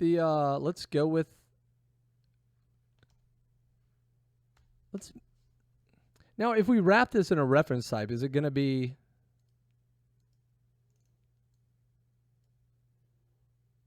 so bear with me here. If we create like an array3 class,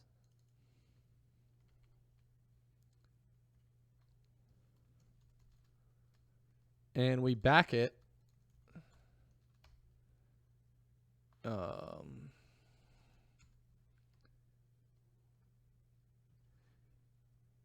we back it with a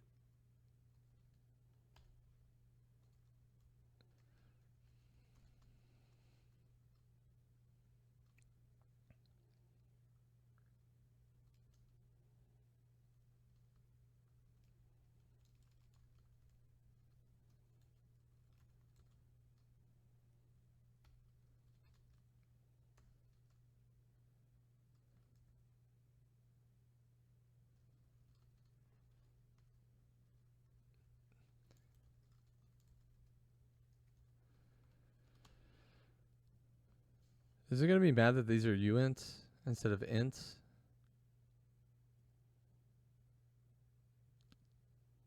Can we overflow? I guess we could overflow with regular ints as well.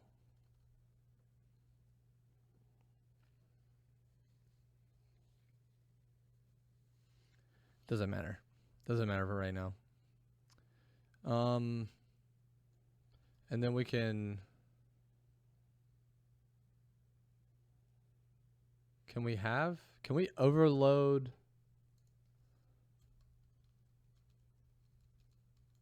What operators can we overload in C#? About to see. Plus, minus, multiplication, division, mod, bitwise, and, or, XOR, left and right shifts, equal, not equal, less than, greater than, and or. Can we use brackets? That would be amazing.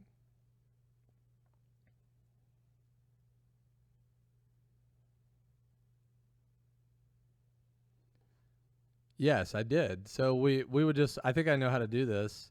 We define a T getter, right? With this, int x, int, and we should use uint. I don't like this. Why is it defined as an int? I think we have to use ints. I don't like that though. Why do they do that? Why is everything ints? Why are the indices for arrays ints? It drives me a little bit crazy. Maybe we can do this, right? And then we can do get. And we can return data x plus, and then we'll do this term y times, whoops. We have to, unfortunately, private read only. We're going to make this, for now, we're going to keep this.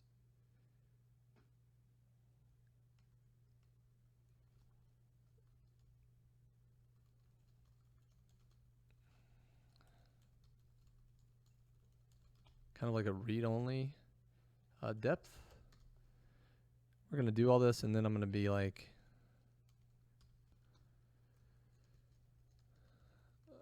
I can probably make those. Gosh, I always forget about property awesomeness. Depth. We're just going to try to keep this lightweight, I guess, for now. We'll do y times width plus z times width times height. And set is going to be data. Well, I should probably add a check here. So let's for our index equals, let's come up with our index first, and then we'll check. We'll just do, maybe it might not even be a bad idea to have an out of bounds. Just let the out of bounds exception happen, to be honest, because that's what it will give us. It'll give us an out of bounds. So now that I'm thinking about it, let's just leave that in there, because we'll just let the exception from the array access propagate. We may want to try to like catch it and do our own version later, but not now. So data equals value. So right now it's that simple. That's actually pretty neat that you can do that. So let's do let's do blocks, and then let's do new array 3 block. I'm pretty sure it's going to put the whole thing on the stack. I mean on the heap.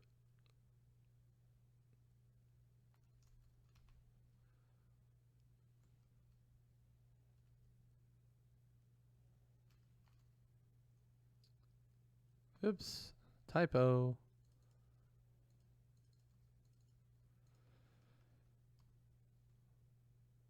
Oh, shoot.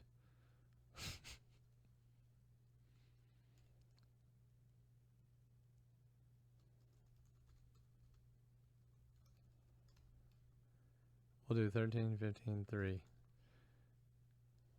Now it's not going to let me modify. But I could do this.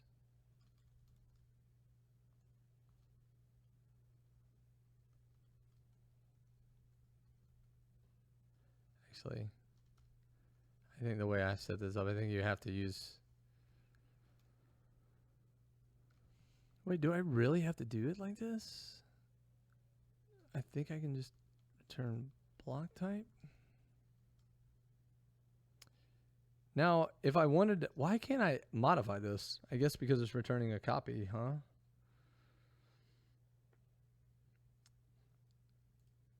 So maybe we need, maybe it sounds like we need like a specific. Can we return? We can't return a reference, can we?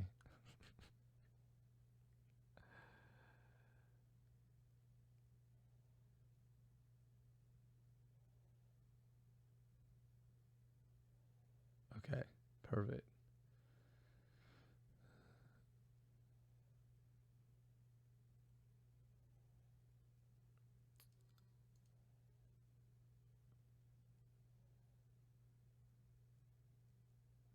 So we can do this, right? This is what I'll do for now.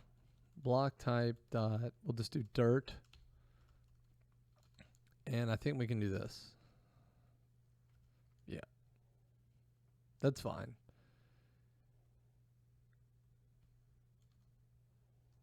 Okay, we'll do this through world like that. And let's just observe. I'll set a breakpoint here. We'll capture memory. We'll look in here. Sure enough, we're on the heap.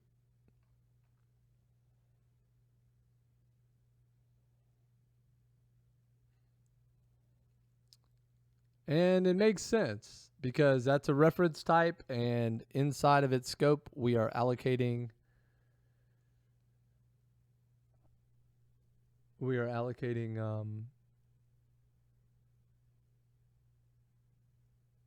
that amount of memory. Can we make our array 3 a struct? Probably not. This probably doesn't make as much sense, to be honest. And it seems to be kind of scary.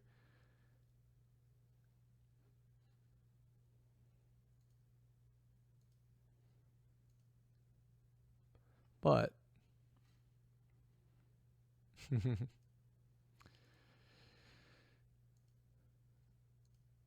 so, just to be clear here though, what this would mean is now if I came down here in my accept, I made it accept this.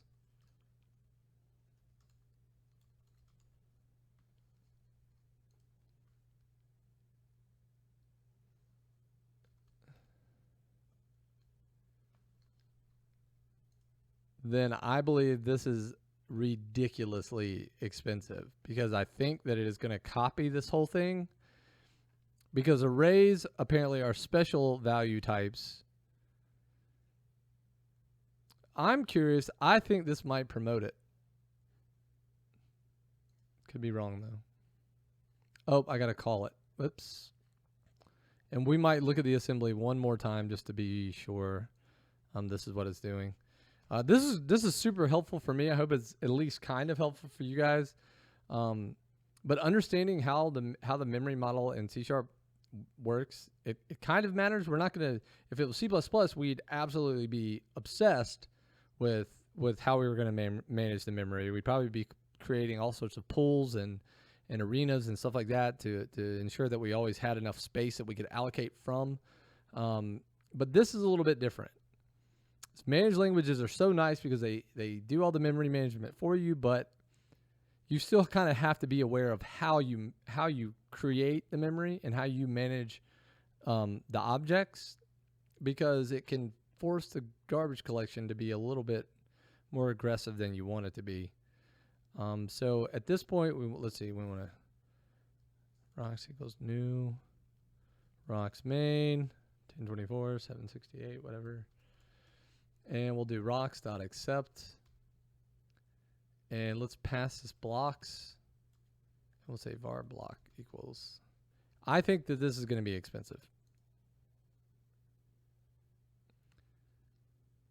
And let's just see. Runtime type. What the hell is that?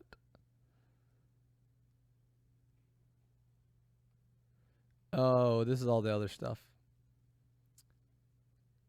This is all our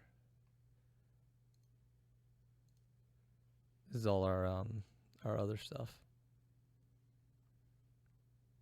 Still though, currently we're not looking at any sort of huge amount of data, but let's look at the assembly here.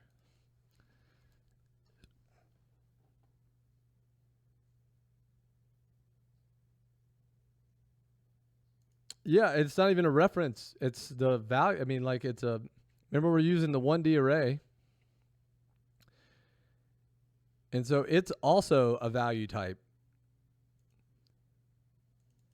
Let's just see here. So let's see. So when we create this guy,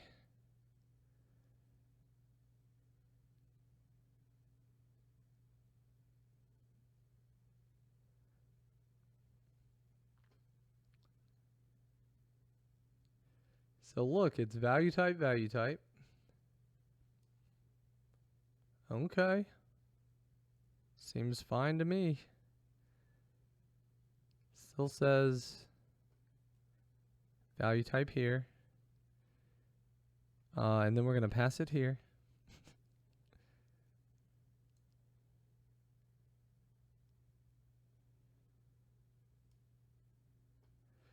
What do we store? Where's that array 3? Right here?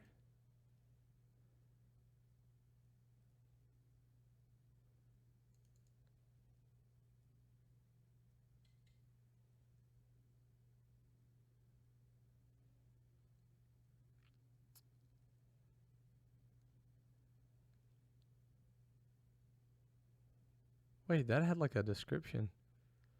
Loads the address of the local variable at a specific index.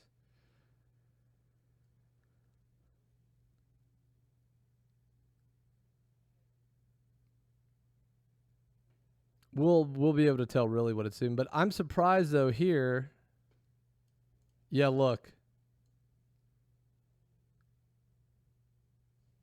Oh, that's set. That's just calling set. Call virtual. So this is what's interesting to me.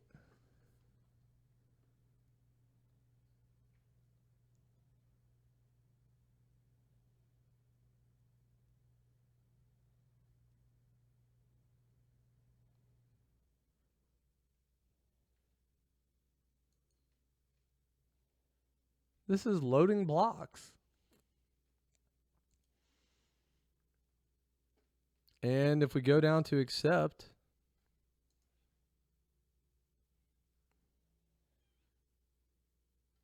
we're loading it. I mean, it's not an actual copy.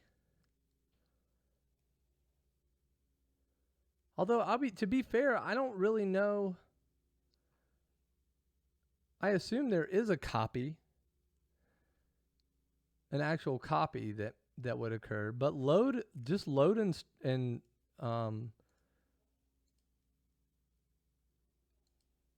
load loc 3. Let's go back down here one more time. Load loc 3. This is just pulling from. I think it's somewhat hidden, to be honest. Although I thought I would see it, I'm not. Where is? Damn it. Here.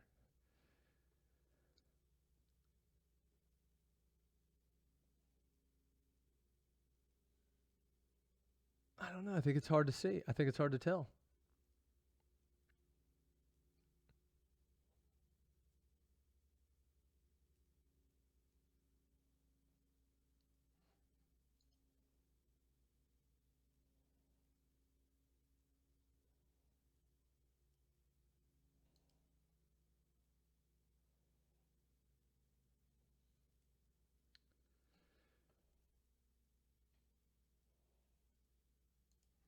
That's ridiculous, to be honest.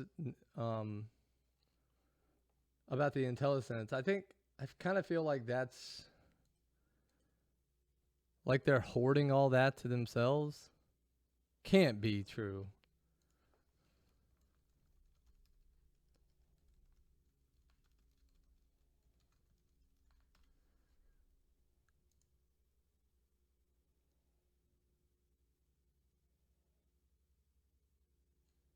Check it out.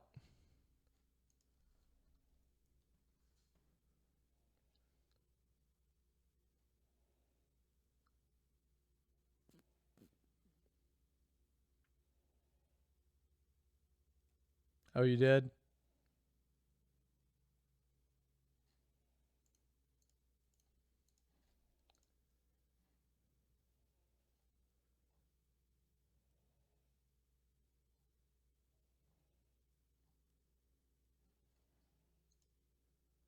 Yeah, the second link was dead anyway.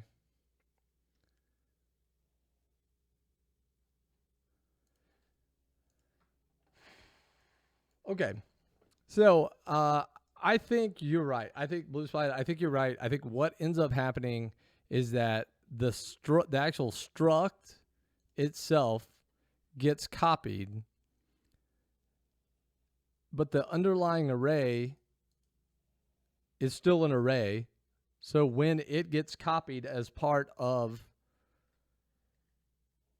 the array 3, it is still being basically pulled in by reference.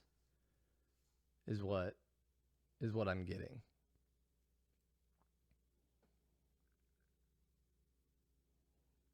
I mean, at least that's the way it appears. It's hard to say for sure because, well, so let me ask you this though. If arrays are passed by reference automatically, could I modify? So let's see. Let's do this actually. Let's move this here. And then let's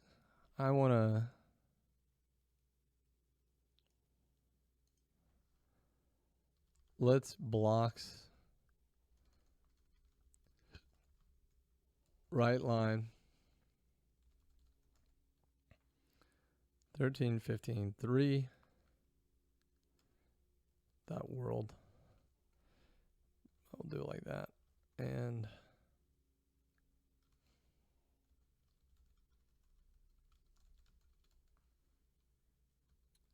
so we'll right line here, and then we'll just move this line right here to accept, actually. And let's see, like, I'm just curious. If we actually modify this thing, will it propagate down? So, I mean, we should see 13.15.3.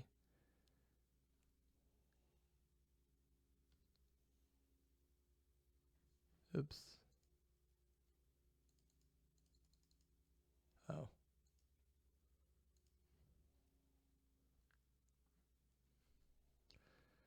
Very interesting. Oh, man.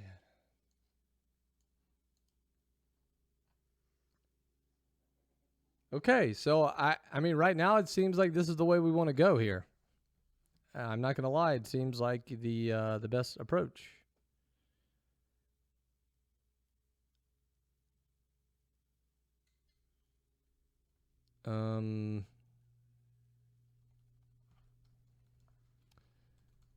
I didn't really plan on doing it this way, but we'll just put special multi-dimensional array.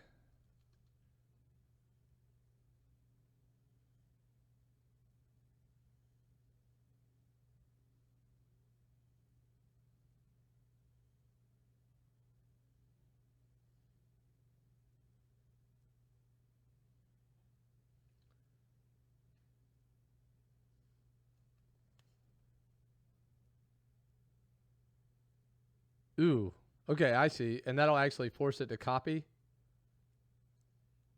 I don't think we want it to copy, to be honest.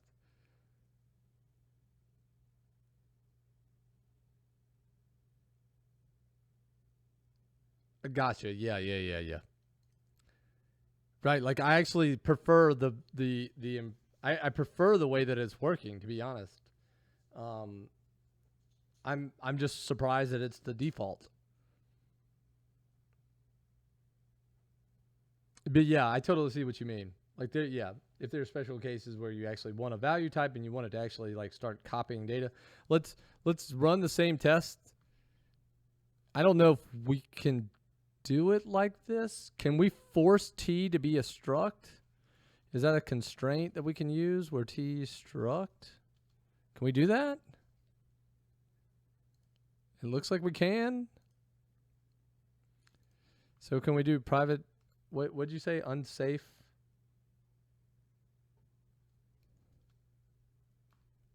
Like this? Oops, maybe you have to allocate.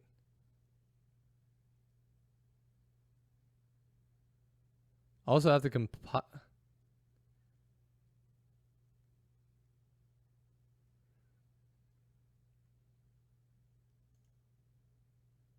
Does it give me a solution to this?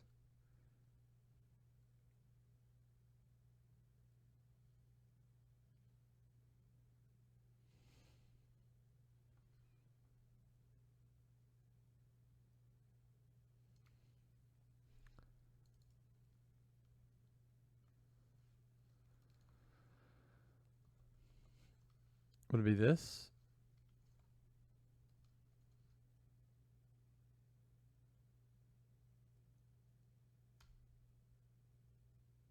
Okay. Unsafe public. Unsafe struct. Or just public, unsafe public. It's still going to tell me that I have to. I'm sure it'll still tell me that I have to have. It says I have to use.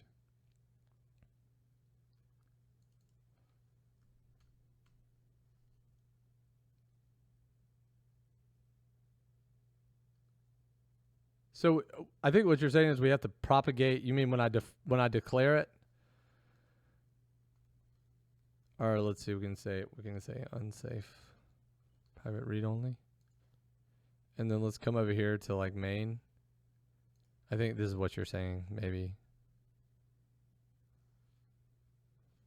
Maybe do this, unsafe.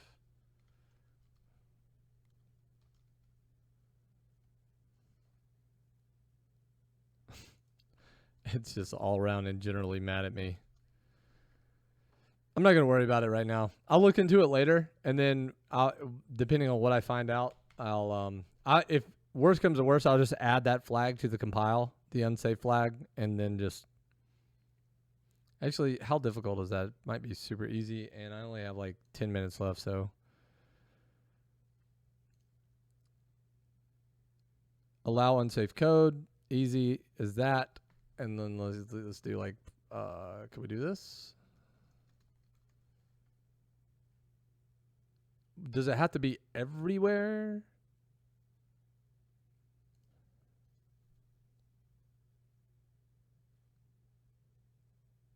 Would it have to be everywhere? So I think what we're hoping for here is that we're not going to get that. We're not going to get that result that we get. Let's just run this whole thing in unsafe here. We don't even care about this return type.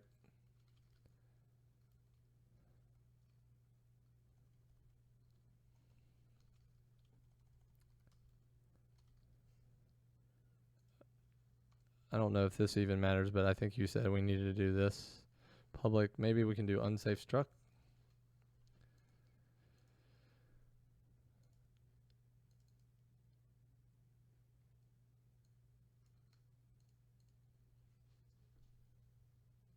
It's still there.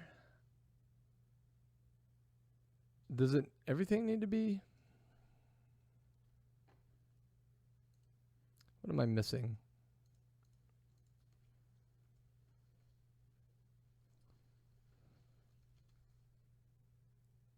Meh. All right, I'm gonna give up here for now. Oh, you know what? Let's see. What about stack alloc? Can we use stack alloc? Isn't that a heap or a stack allocation deal? I think we could do that, and we could use pointers. Okay, thank you for the paste bin here. Oh, you actually use fixed. Oh, I got you.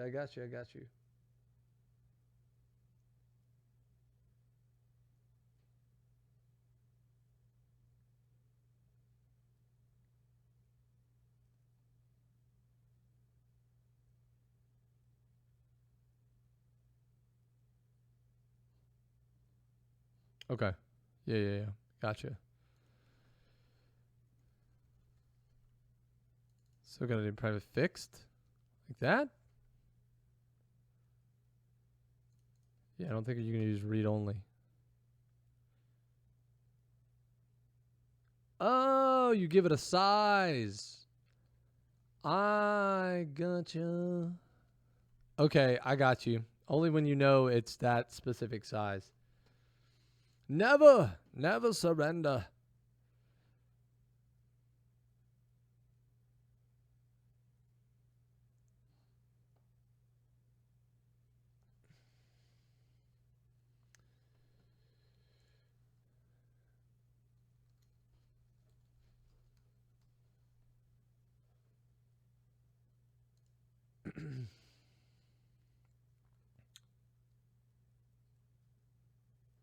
I mean, I think you could also use maybe.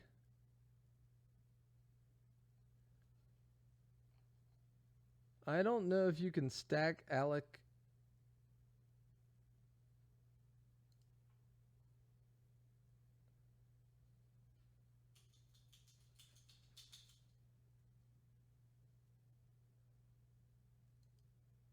So you can definitely create.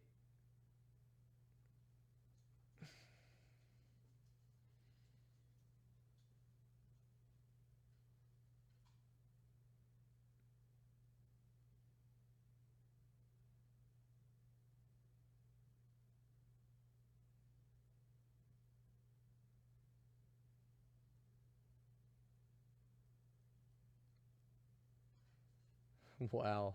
Okay.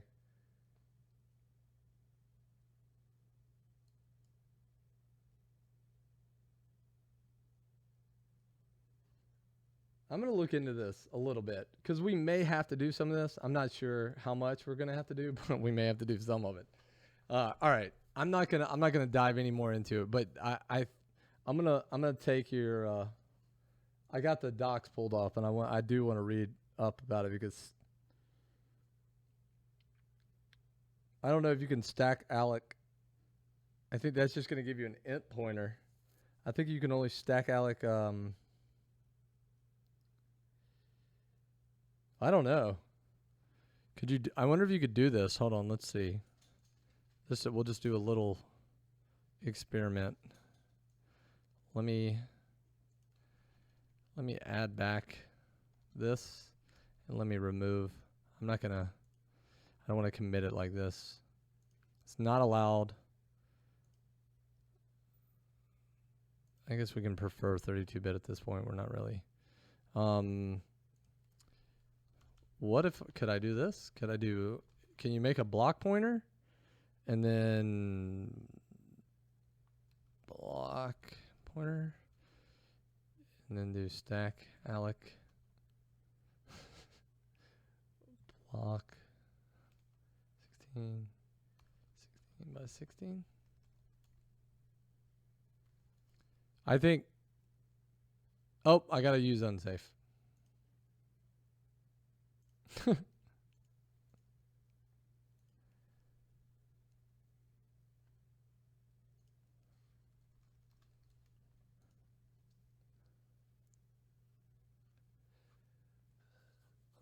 Interesting.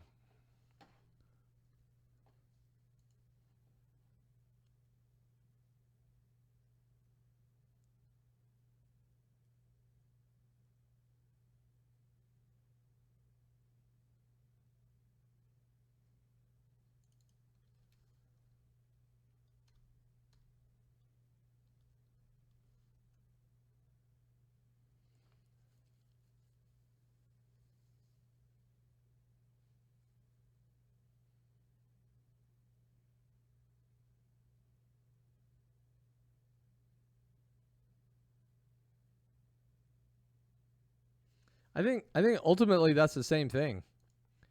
I mean, I think ultimately this is going to create the same underlying array as this.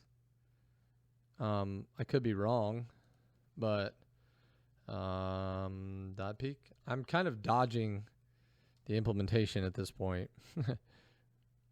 But I think it's important. I mean, we did spend a shit ton of time today on this, but again, once we kind of put it out of the way, then we're going to start really being able to move forward here. Let me rocks main.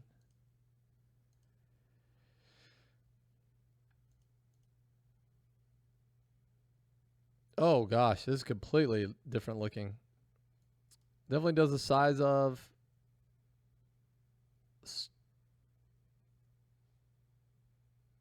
same sort of deal though.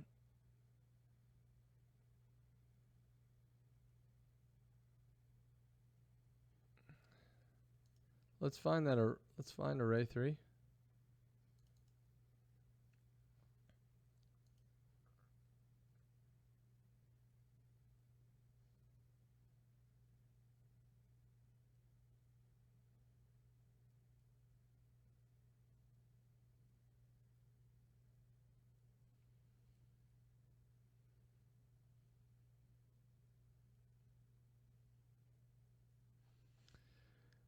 Yeah, I mean this is using new array.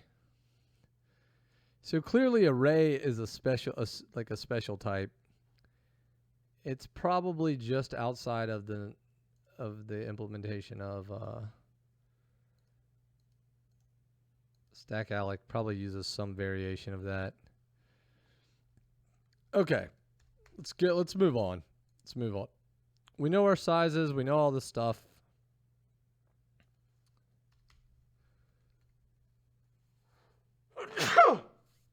Holy moly. Yikes. I think my face just exploded. Jeez. What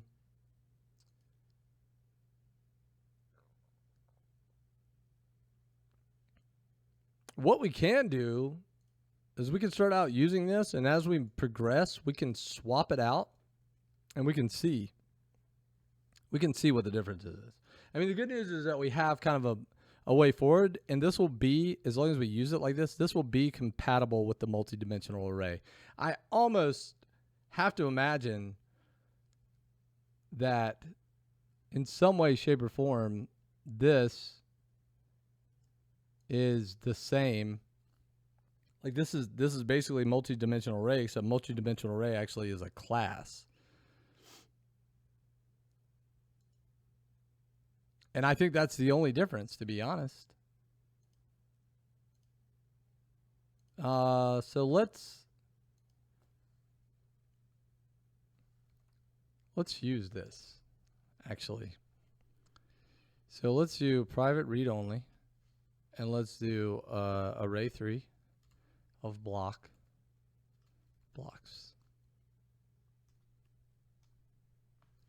And our chunk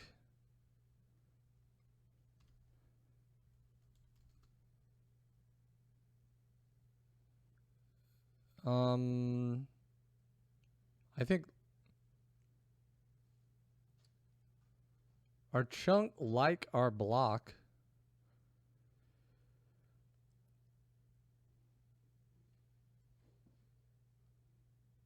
is going to have a position. But this is where it gets a little bit tricky, because chunk position is...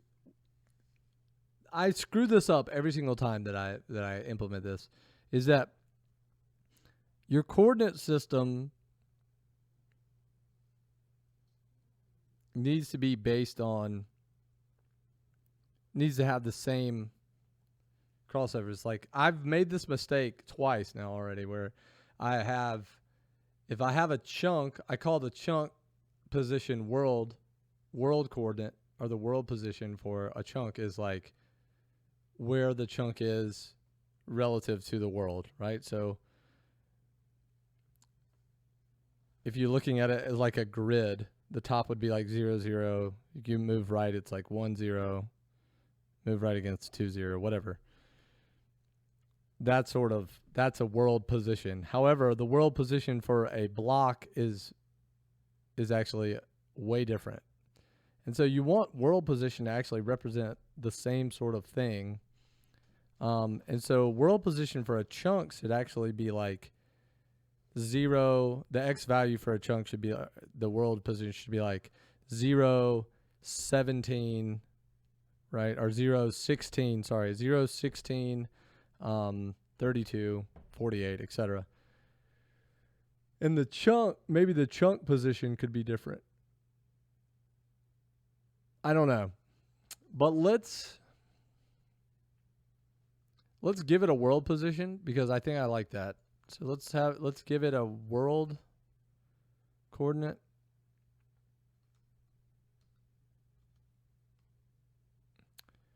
And this one, let's make it give it a private set, and that way we can do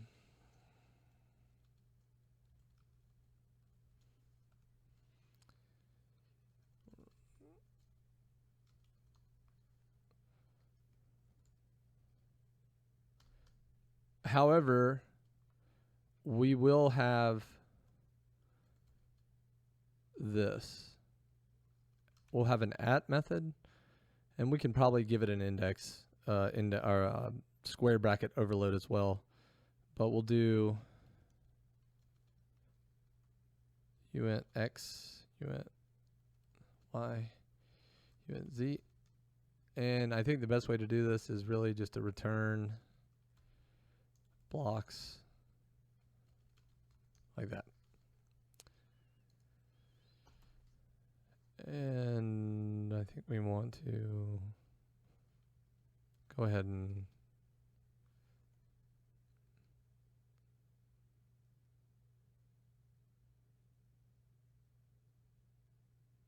I don't think we want to pass in our size. Let's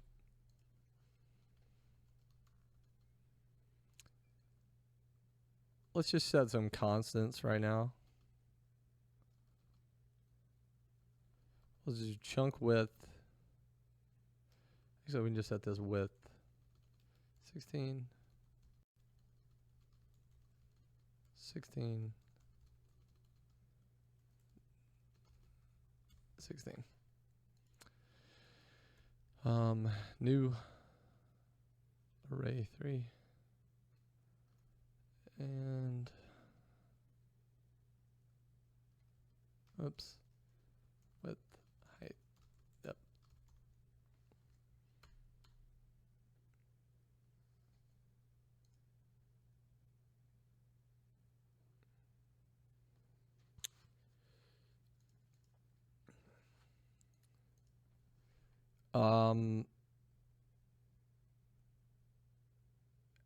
Actually, we'll set world position first. This will instantiate that, and then we'll call like an init method. Call it an init. And actually, the init can do this.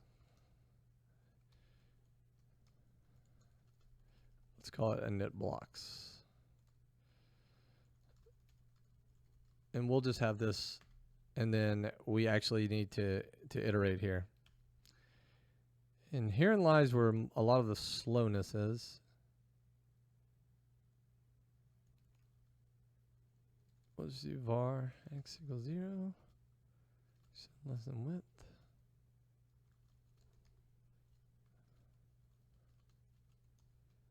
Y is this in height, plus y. And then for var z equals 0, z is less than depth, plus z. And then blocks x, y, z equals new block. And I think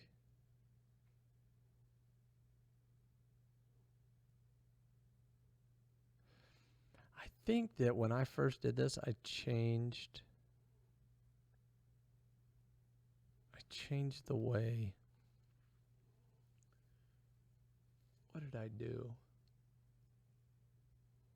I don't think I actually initialized anything. I think I just expected to set this.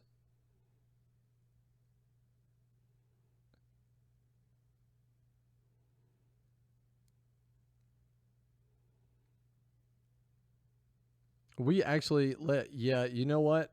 I take that back. So we're going to have something that initializes these values, and it may be something that we pass it in to this chunk object and then initialize it using the data we pass in. That's probably the safest way to do it. I'll see you later, man.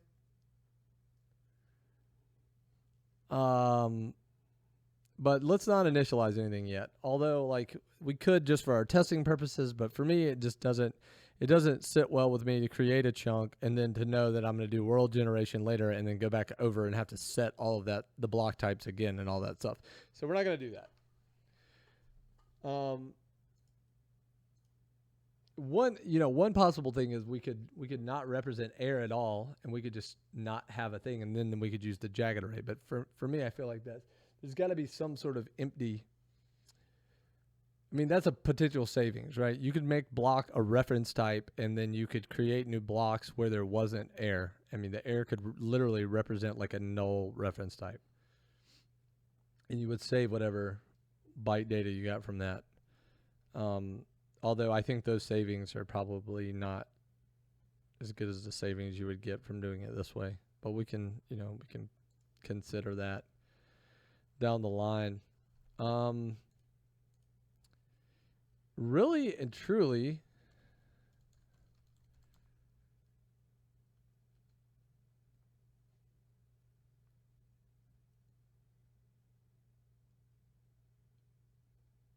I think we just want to do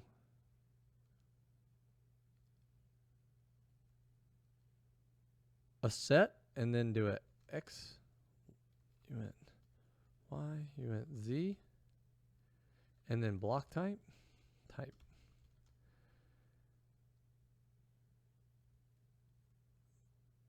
And basically we can do something like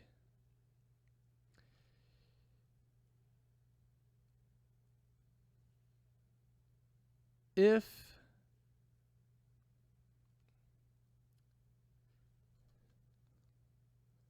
so we can check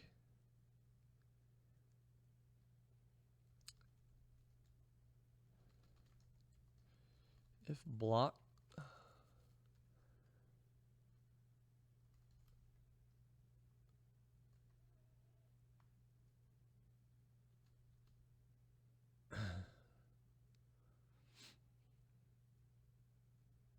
is equal to, and this is going to be funny because there will actually be a 0, 0.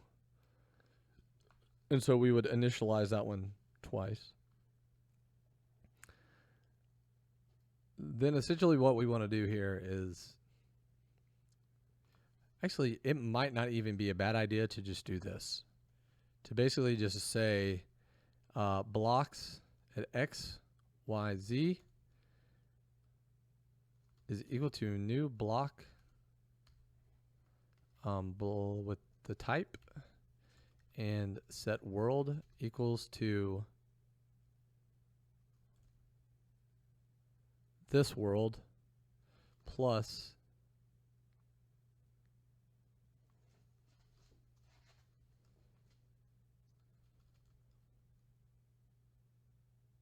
XYZ.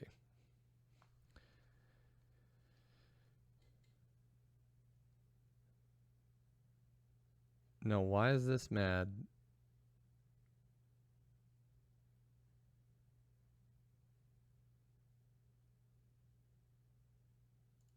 Oh, because it's read only. That's weird.